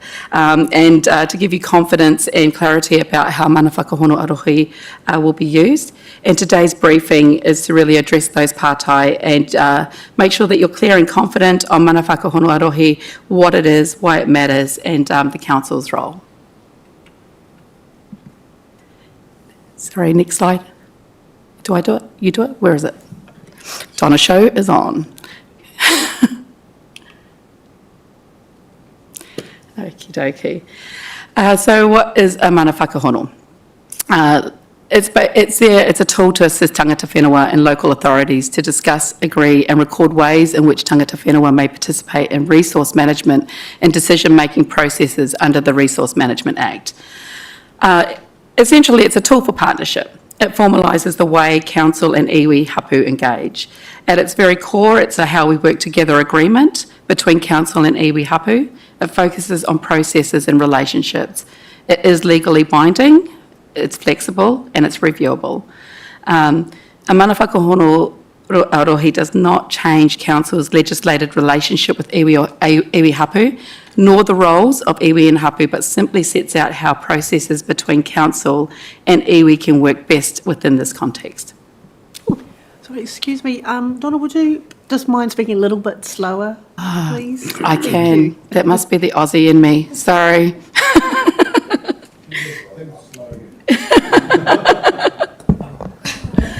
Sorry. So these are mandated by legislation. Correct. Mm-hmm. But if the legislation changes, there's still an agreement that we can adhere to.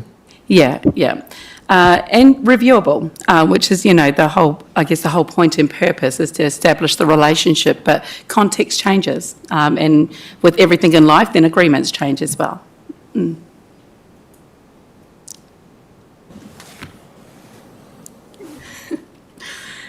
Oh, sorry, that's me.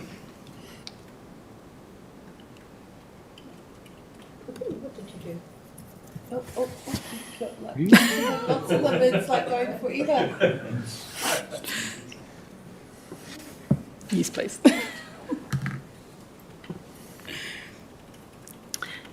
Okay.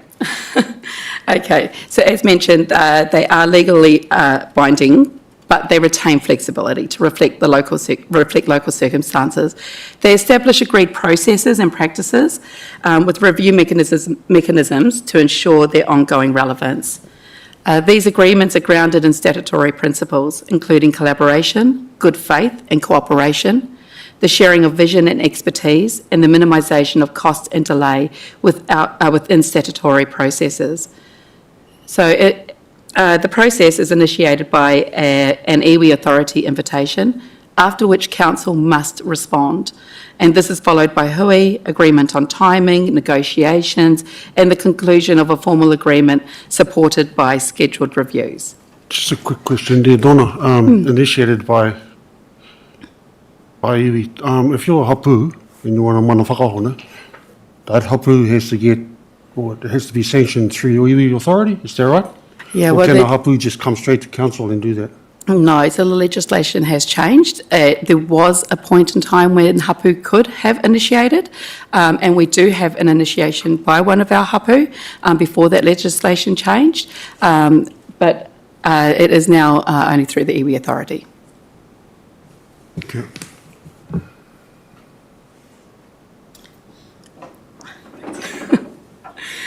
Okay, I think this is really important because we're talking about what the benefits are, and actually just sitting through that last presentation on local growth strategy, it was one of the one of the themes that was arising from that was certainty and consistency in process, and clear priority and vision is really integral to allowing us to move forward easily. And these are some of the benefits that we will get from having a mana whakahono arohi agreement.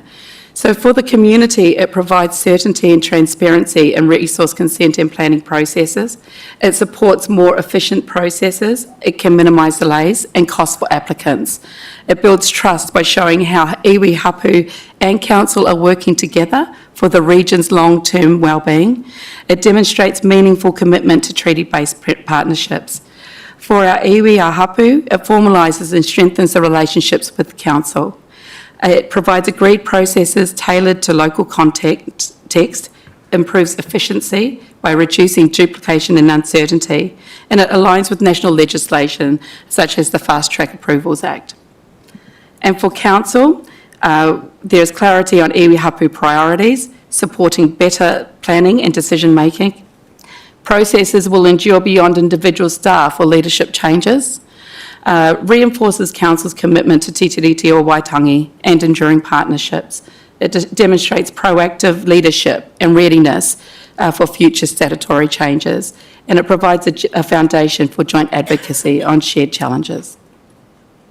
Kia ora. For you, Mr Chair.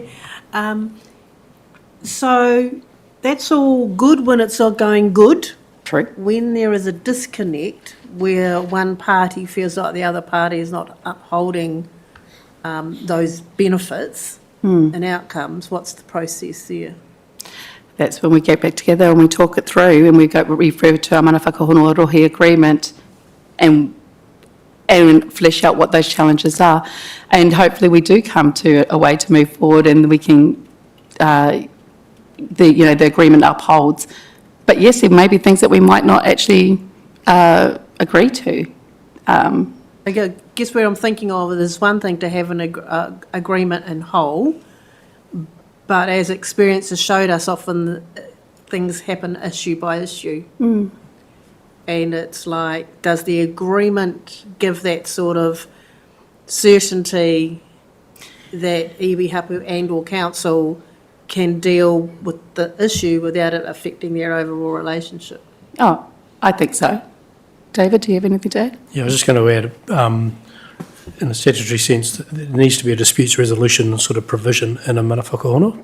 And so I think in the draft you'll see there is a very brief, simple version of that, but that is intended to try and work through any issue that does come up over time, and in an agreed way. So. Okay, just a follow-up to that. Have we got examples, I know we've got regional council here, of where there has been a bit of a disconnect or some tension, that by having the mana whakahono rohe agreement, it's been able to progress? I did look into there is not a lot of mana whakahono rohe agreements that have had that have been long-standing, and so there isn't a lot of data to go on, unfortunately. But I guess, when you think that it is good faith-based, iwi have initiated this because they're wanting to have that relationship with us. I think that in itself talks to the progress that we have made, because they wouldn't do that otherwise. Okay, all right, thanks. Can I just add, I guess the purpose of it from a council perspective is to assist us in what we have to do. So it's setting out a process and a way of engaging with the respective iwi or hapu in our case, to give that certainty and slightly more formality, I guess, around how we work together. It doesn't take away the statutory requirements to do it anyway. So, our sections of the Act that we, are required to work under, for whether it's issuing consents or plan changes or whatever, are there regardless. So I think a mana whakahono, to me, actually assists us. It should help us to actually make that process clearer and more certain. Councillor Puller. Thank you, Worship. Donna, will there be timeframes included in the document so that things aren't able to drag on and on and on? Thank you. Yes, and that's a really good question. So when it is initiated, we have 60 days. So if they initiate, point one, you cannot actually initiate 90 days before a general election. So a local election. So this is why we've only had the two to this point. The iwi will initiate, the local authority, we need to convene a hui within 60 days. And then we have the timings and the processes that we go through negotiation, and conclusion needs to occur within 18 months. Unless agreed to delay or, to take longer. Thank you. John, I wondered whether that was what you were referring to, or whether you were referring to when there needs to be consultation and the like, the timeframe it potentially takes to get to that process. And I think to that extent the mana whakahono can set out timeframes and expectations around that. Again, I think in the one we're dealing with today for Ngāti Manawa, it's a pretty simple agreement. I don't think it gets to that extent of actually describing, you must therefore reply within 20 days or whatever. It doesn't get to that level. Okay, thanks, David. Councillor Dennis, Councillor Tanchos and Councillor Boynton. I found this very wordy, and that's fine. But basically what you're saying is this is just, we're going to agree to be mates, we're going to be open and honest and treat each other in good faith and communicate regularly. Is that it? And support each other's aspirations. Is that it? Yep. Thank you. Councillor Tanchos. Would you like to respond to that, David? First? I was just going to add, the provisions are quite open, and I think what we've got here today is a fairly simple version of what a mana whakahono rohe could be, and that's partly because of the uncertainty around the RMA going forward and what it may or may not say. So essentially what we're trying to do is get to a point where there's a holding position. There's an agreement because they've been initiated. Yes, it does exactly as you described, I think, but the potential of a mana whakahono in terms of legislation that currently sits could be more so. It could be more prescriptive. It could negotiate positions on iwi involvement in decision making for council, as an example. The ones we have today very simplistic. It is pretty well as you summed up. I have three questions, if I may. And the first one kind of follows on from that. So I guess what I'm hearing is this is a kind of bit of a flag in the ground that we want to have a good faith relationship, but that further detail would be pending once there's a bit more certainty around the legislative environment and such like. Because like having a look at that draft, it's very brief. Like it actually probably doesn't say more than what we're legislatively required to do anyway. But it's signalling the attempt for a future relationship, really. So, okay, that's helpful to understand. You said, Donna, that I think there's been 2 initiated. Yeah. And is there more in the wings that are just waiting to get it out of the electoral cycle? There has definitely been some informal discussions and interest from other iwi, but obviously nothing can be initiated until after the local elections now. Okay. So we can expect some more, though. And then the other question was around, just looking at that process snapshot on the third slide, once it's initiated, we can choose to begin a negotiation or inform other iwi, I guess, where there's overlapping interests. But we haven't done that. Is it like, I don't know, might we take that approach with some of the ones that are coming if we haven't done it with this one? Potentially, yes. Actually, that's probably on the next slide, is where we talk to, our overlapping interests is obviously with Bay Plenty Regional Council. And so one of our agreements is a joint partnership, and one is just a partnership directly. Bay Plenty Regional Council has already secured several mana whakahono Rohe agreements, so we won't be partnership on those ones, obviously. Okay, so... sorry, Tony. Thank you, Donna. Mea te kia koe mo tō mahi, me koe hoki honi. I guess for me it was just wanting to clarify that are there any other agreements with Ngāti Manawa Council? Are there any other? Oh, yes, there is. We do have a MOU with the gravel extraction. Gravel extraction. Yeah. And that is, again, it lays out how we work with each other, what the expectations are from iwi on how we behave, but also for us, like, what are our expectations around timeframes, around meetings, around decisions. Yeah, it provides context on and formalises our relationship, gives us some structure. So just supplementary to that, so it ensures that there is something to go back to, so it's not reliant on just the personalities of the individuals in each organisation, and that has to restart each time. Just following on from that, because we have quite significant infrastructure projects to come and that are coming forward for Murupara, and also Ngāti Manawa have indicated their housing development as well. Will this mana whakahono assist in maintaining that relationship through all of those significant development areas? Yeah, I really wish Eugene was actually online to be able to talk to this, when I think that he was trying to come online. With the conversations that I've had with Eugene is that he sees this as a bit of a foundation paper. It basically establishes how we work together, and he sees that this would be the way that we could potentially work across many other projects. So it's supporting the collaboration that everybody's been talking about, with iwi. Thank you. Thank you. Does this MOU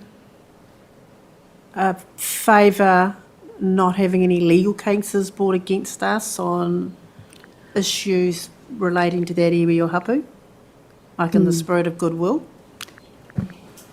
I think in the strengthening of the relationship and the good faith, then by that, yes. Okay, thank you.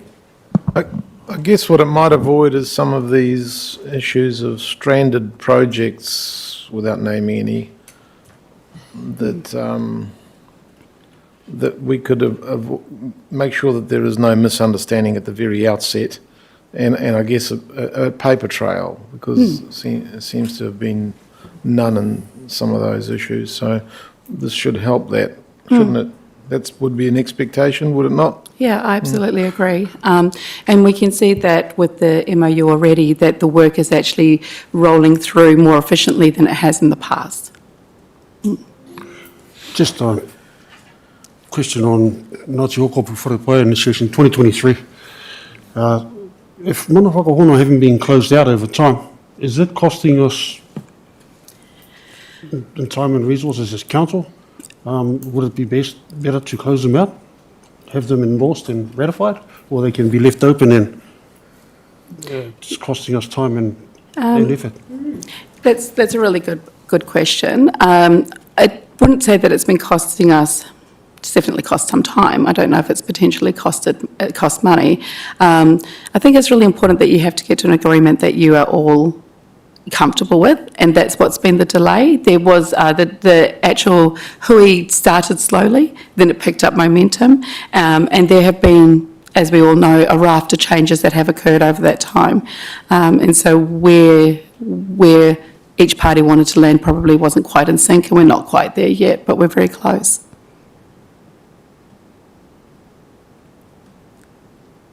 Okay. Great. Okay. Sorry, Louise, can I just ask, was Eugene online? Because I did see him come in.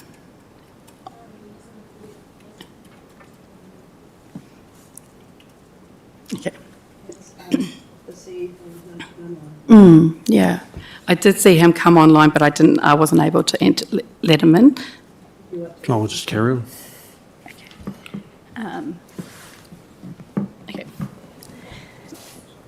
Oh, no, is he there? Councillor Rangiaho has a question. Hi, Donna. Hey, you've got on there Te Runana o Ngāti Mano request to conclude by October 2025. What does that actually mean? Are they closing of a MOU? What are they concluding? What is that? Okay. So that is, it's nothing to do with the MOU as such. It's the Mana Whakahono Rohe agreement that we have got a draft template which we'll go through shortly, and the ambition and expectation from Te Runanga o Ngāti Manawa is that we could conclude this before the end of October. Oh, helpful. Can I just clarify? So that's the draft template is to be approved by then? It's not the actual agreement, or is it the actual? No, it'll be the agreement. So when we go to the next steps, I'll be asking you for your endorsement on the agreement and for the signing and finalisation. Okay. That's quite, I'm not, in a good way, that the iwi is in a positive position enough to be able to put this forward. The relationship between council and the iwi at the moment is quite high positivity for them to be able to be assured of a short time frame. Is that right? Yeah. You could look at it as being a short time frame. I think probably if Eugene was here, he'd probably say that he was keen to make it move a lot faster. However, when you actually go through the template, there's not a lot in it that doesn't actually differ from what we currently do. It's putting a place marker in the sand. It's just putting on paper what's already been done. Can I just ask Donna if there are other districts that have signed these? I know Bopini Regional Council has, but are there other districts that are more advanced than us in this area? Yes, there is, and I apologise, I don't actually have a list of them. I know that Taupō definitely does, and there are several others, Northland, I believe, but yeah, it is definitely out there, and it's picking up traction. Right. Donna, have there been requests for resourcing for their participation? Sorry, Has there been requests for resourcing for participation in? From the iwi hapu involved so far? No. Deputy Mayor? Sorry. Oh, no, that's all Yeah. good. Just There doesn't Careful. seem, you listed the benefits for the three parties, and are there any disadvantages? And I know that we've got a statutory requirement, but there doesn't appear to be any disadvantages. It's a great question, and I have not got any disadvantages down in my slideshow, so I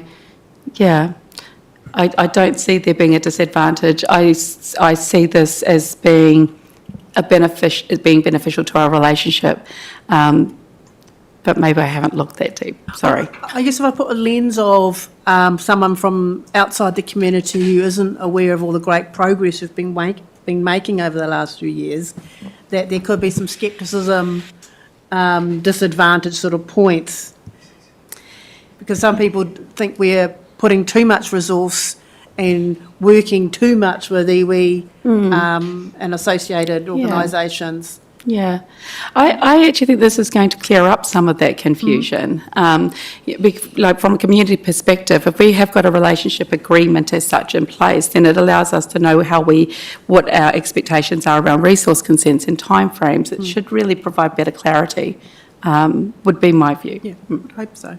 Yes. Okay. Oh, I just wanted to, because you talked about the short time frame, is that because Ngāti Manua have already, gone through a mana whakahono recently with Bay Plenty Regional Council, and how did that go? I'll invite Anaru up to speak to that one. So I had heard it been signed off by Regional Council. I'm just wanted confirmation.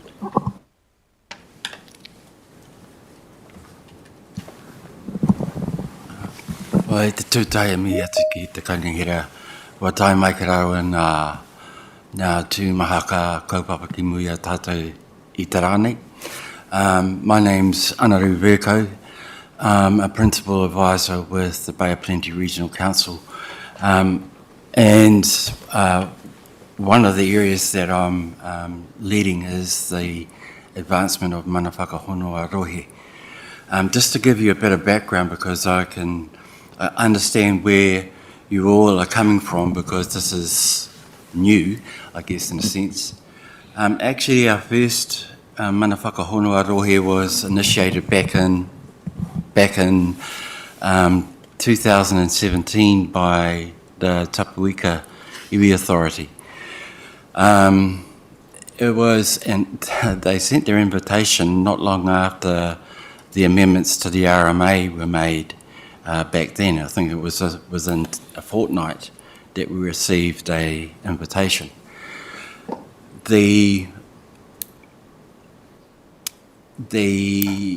One of the key issues with mana whakahono a Rohe was getting clarity or discussing with iwi that it does not replace, first of all, does not replace any treaty settlement legislation. The settlement legislation holds. The mana whakahono a Rohe does not override. So I heard a comment around overlapping interests.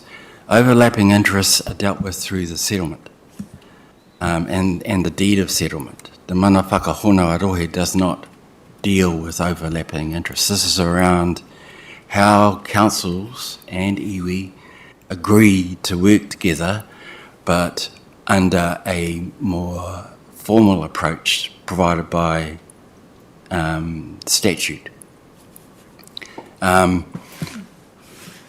This year we got high interest from from iwi, who wanted to discuss the opportunities around entering into a mana whakahono a Rohe.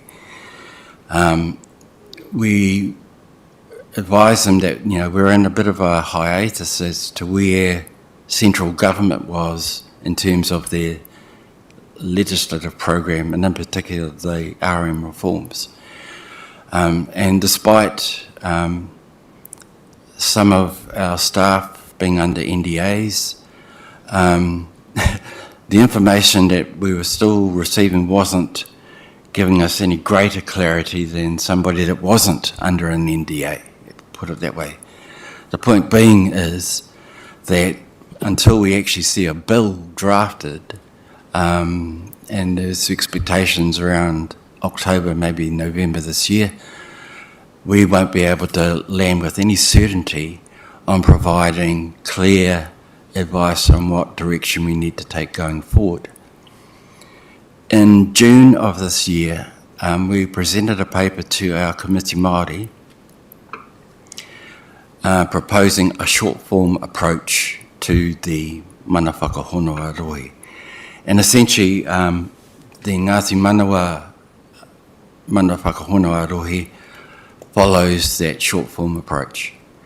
It's similar, very, very similar to the one that Bay of Plenty Regional Council have signed off with them. And the purpose of it, of all of these short-form approaches, is we understand that there's uncertainty in the regulatory environment, understand that. And so the language used in these agreements is about, if you can use that placeholder approach, there's expectations about what we may do once we understand where the legislation is going to land. And the language throughout the Ngāti Manawa one is cognizant of that future thinking position that we're going to end up in. It does not bind council to do anything immediately. What it's doing is saying, here's a mana whakahono a Rohe, post enactment of the replacement legislation, we agree to review what's in that mana whakahono a Rohe, and then and then looking at the new legislation, what do we have to consider in the agreement that we've got before us. Now, the other matter too is that there has been no indication from Cabinet of whether or not a mana whakahono a Rohe is going to be there post-enactment. And on the other hand, because there's been nothing said, we take it, well, maybe there's nothing going to be done about mana whakahono a Rohe. But it's a very difficult position to be in, especially for iwi that are looking to formalise relationships with council. The other question that I heard was about dispute resolution. Is absolutely. If you've been in a treaty settlement negotiations process, you're always going to have issues that between yourself and the Crown. And it takes several goes at it before you actually land on a space where parties are comfortable. Well, it's not too dissimilar from a mana whakahono a Rohe about how far each party wants to go or can go, depending on whatever limits. It might be through budget, it might be through a number of reasons why we can't go down that road. But there is provision under the current legislation to discuss that. Under the conventional approach, 18 months is the period that legislation, or the time period allowed by legislation. But we've found that you probably need to go beyond that period under a conventional approach. With the mana whakahono a Rohe, what we're agreeing to agree to is that we're not going to discuss all of the minutiae attached to these arrangements. We agree to acknowledge the mandatory provisions under the mana whakahono a Rohe provisions. We agree that there are changes coming, and we agree to review what we have completed at the end of the government program of amendments. So I hope I've in some way been able to give you a little bit more confidence of where this agreement is heading.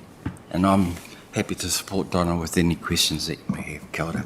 Councillor O'Brien. Thank you. Tēnā koe. Anaru, te ranga mihiki a koe, ko tau mai te whakamārama me ia mātou. Ngā huatonga pāna ki tēnei kaupapa. He kaupapa tiu ngō tēnei. O te raka, nei ranga mihiki a koe. He pātai taku ki a koe. So you've given us the pros of, for council signing this before. What are the cons of council signing this before the new RM legislation? You've given us all the pros. What are the cons? You're asking you, Andy? Yes. They do it all Well, you seem to again. be very knowledgeable in this space, so. You don't want to hear the pros, you just want to hear the cons. Well, his name's Con. He's out the cons. Well, prior to the thing, One more outburst like that, councillor, and I'll have you ousted from the chambers. By that big gentleman sitting down the back. As far as Bay of Plenty Regional Council sees it, there are no cons in terms of our operations because we haven't committed resources as yet under the short form approach. So if you're thinking of cost benefits, then the cost of getting this done versus the benefits, well, the benefits well outweigh any risks to relationships, to etc. You're maintaining at a formal level that relationship with the iwi that you're signing off a mana whakahono a Rohe. If you were to look at uncertainty, which I don't see as a con, the uncertainty is not so much with the mana whakahono itself, it's the contents of what's going to go into it, and understanding what that is post-enactment of the new legislation. So, kia ora. Kua ki te whakahokera tō pātai. Thank you, Mr. Chairman. I would have thought there would be a few cons in that because, I mean, I'm all for having excellent relationships, but if we start one of these agreements and then for some reason the government or something like this says no more, don't you get the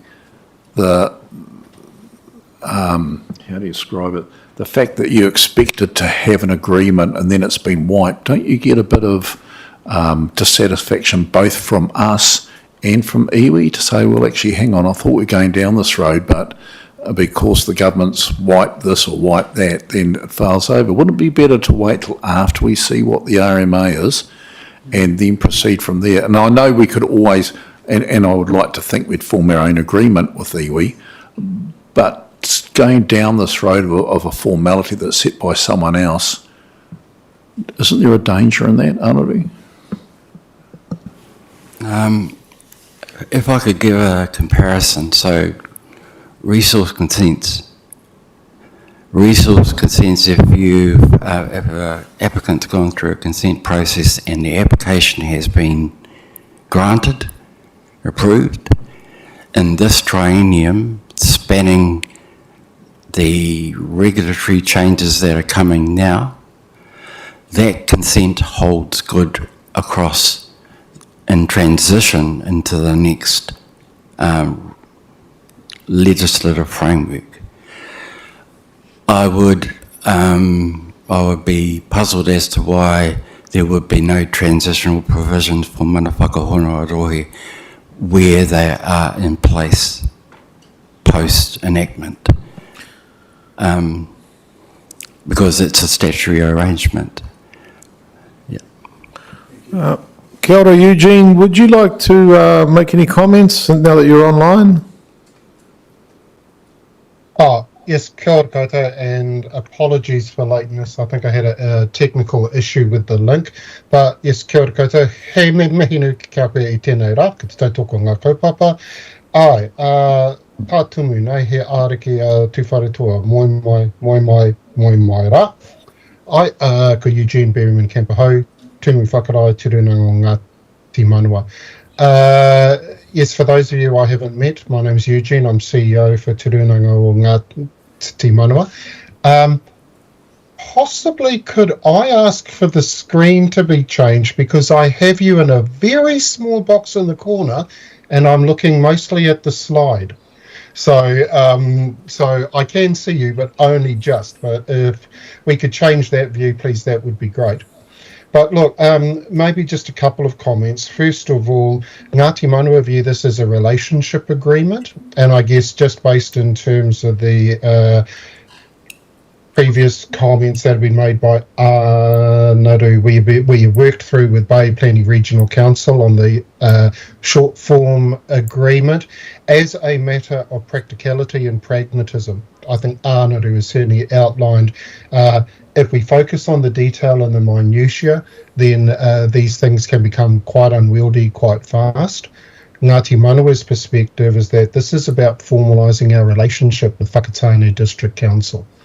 I guess one of the things that when I look at the wording in the proposed Mana Whakahono Rohe short form agreement, number one, Whakatane District Council will recognise Te Rūnanga o Ngāti Manawa.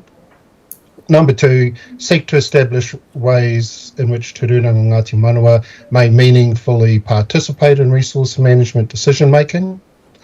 Number three, ensure RMA sections 6E, 7A and 8 are complied with. And then 1.4, collaborate in a manner that enables parties to foster open and transparent communication, recognise different perspectives and identify where to best focus resources. From a Ngāti Manawa perspective, it's 1, 2 and 4 which are the primary drivers for us initiating the Mana Whakahono Rohe agreement with Whakatane District Council. The board has given me a clear instruction. They want us to formalise our relationship with WDC. And I think that the short form approach means that whilst there is some uncertainty on some further detail, what we are doing is taking the opportunity to formalise in a mana enhancing way that both Whakatane District Council and Ngāti Manawa have a formal relationship. It sets how we work with each other, it sets how we play with each other, it works what we do when we get hoha with each other. So we view it very much as a relationship agreement that can be applied within a resource management setting as such. So that's probably the key driver for Ngāti Manawa in terms of wanting to land these.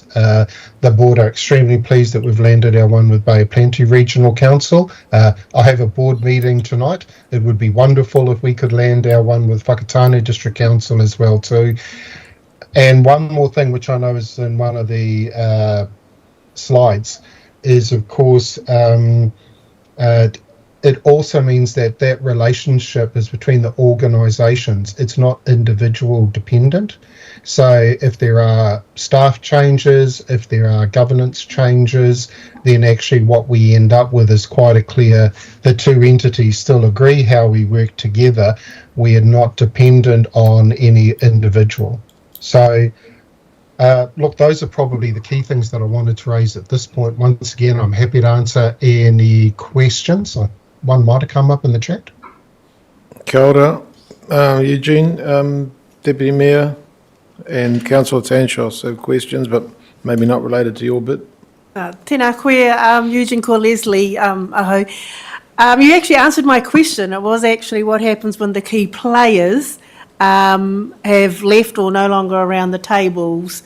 This agreement kind of assures that there's continuity of all projects and discussions. So, ngā mihi. Yeah.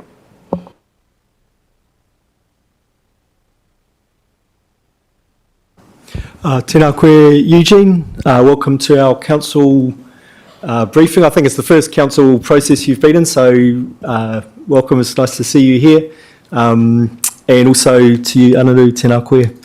Thanks for coming along and sharing your knowledge and understanding.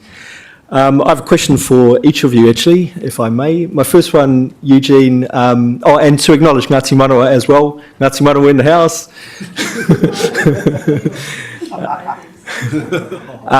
My question for you is, and I'm fully supportive of this Mana Whakahono Rohe. As you've said, it's fairly general. You've said you don't want it to be too detailed because it quickly becomes cumbersome. Do you envisage in the future it being fleshed out to have a bit more detail around the expectations between Ngāti Manawa and the council? Or do you think that the form it's in kind of will suffice until such time as something changes? Right. Yes, look, thank you for that question. And I guess that it is the thing. And again, I'll swing back to those 4 points, which are, I guess, Whakatane District Council's commitment within the Mana Whakahono Arohi. 3 of those are about how we treat each other and how we work with each other. So actually, I would not expect those to be changing markedly. But that point that specifically lists RMA sections, again, we're an instrument of the legislation of the day. So I guess where we're at is that if new legislation comes in, that means that there's certain expectations that are legislatively put on local government and iwi Māori, then those would probably be added in and included, as we adapt to that new legislative requirements. But in terms of working meaningfully together, participating in resource management, open and transparent comms, and identifying where to best focus resources, I would think that those sort of more generic principles would be continued through. And certainly operationally, of course, we've been involved in the Murupara Master Plan, in the reconsenting of the wastewater treatment plant, in terms of aspirations for the water treatment plant, obviously in terms of the growth strategy we've been working through, and of course I've been working with your teams in terms of service provision locally, such as animal control and potentially reserves. So there's more detail which comes down from it. But from my perspective, I think it's a thing, if there's a change in legislative requirement that can be applied through this Mana Whakahono Arohi, then we'll probably alter that. But the intent and the desire to work in an open, transparent and honest way, I would imagine would endure. Yeah, thank you for that. Appreciate that answer. My question then to Anaru is, and it follows on from Councillor Dennis's comment about we could develop agreements even in the absence of legislation. It seems to me enormously valuable for us to have some kind of formal stated agreement about how we engage with tangata whenua in our rohe. So even without legislation, that's something that still seems to me to be helpful practically and in terms of being clear about the kind of relationships that we want to have. I guess if those overstep the legislation, there's the potential for legal challenge from other parties who may disagree with where we got to. But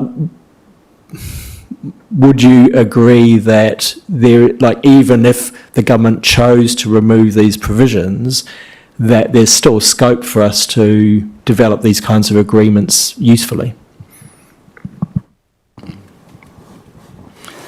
Yeah, the central government, I can't make a comment on and giving you any certainty around that last bit of your partai.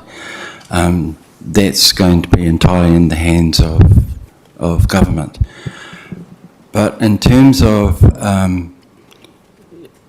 having legal challenges with the Mana Whakahono Arohi, part of the process of pulling together a fuller, more comprehensive Mana Whakahono Arohi is about going out and consulting, making sure that you've done your due diligence around the detail.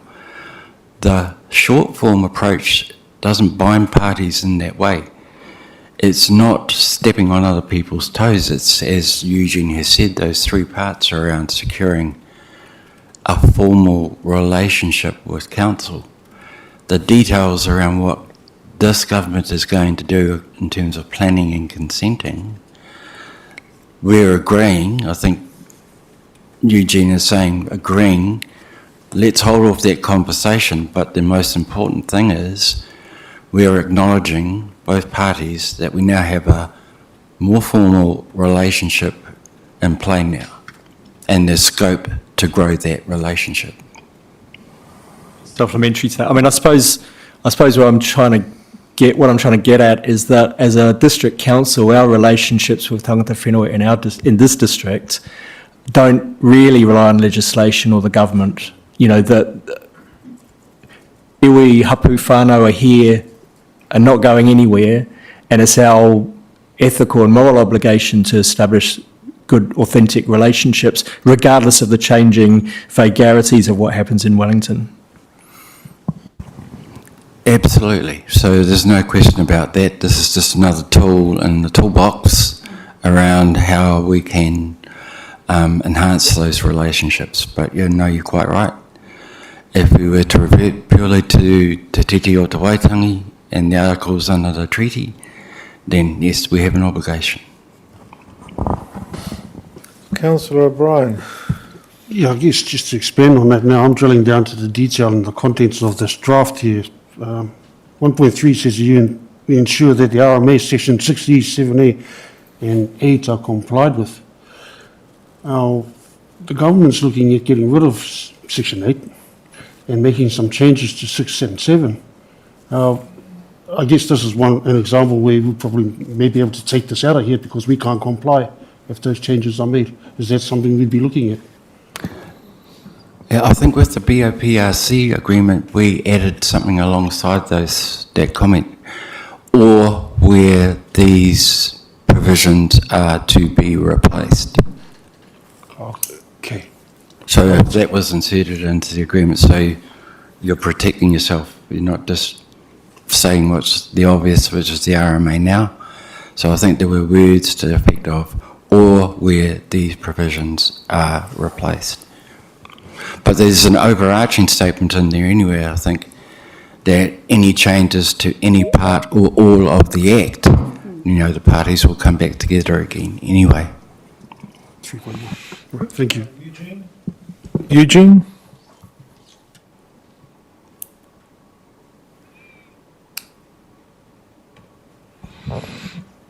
Eugene, you have your hand up.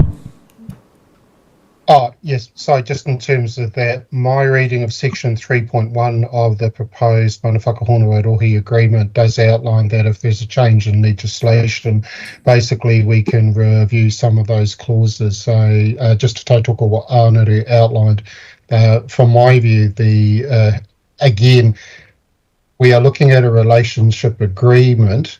Yeah, yes, that I guess you could say has been triggered by legislation, but actually simply formalises the relationship between Whakatane District Council and Ngāti Manua. I think that there's sufficient flexibility within the agreement wording that if there are legislative changes, those can be put into place. Thank you. Donna, you want to continue, or were you basically there?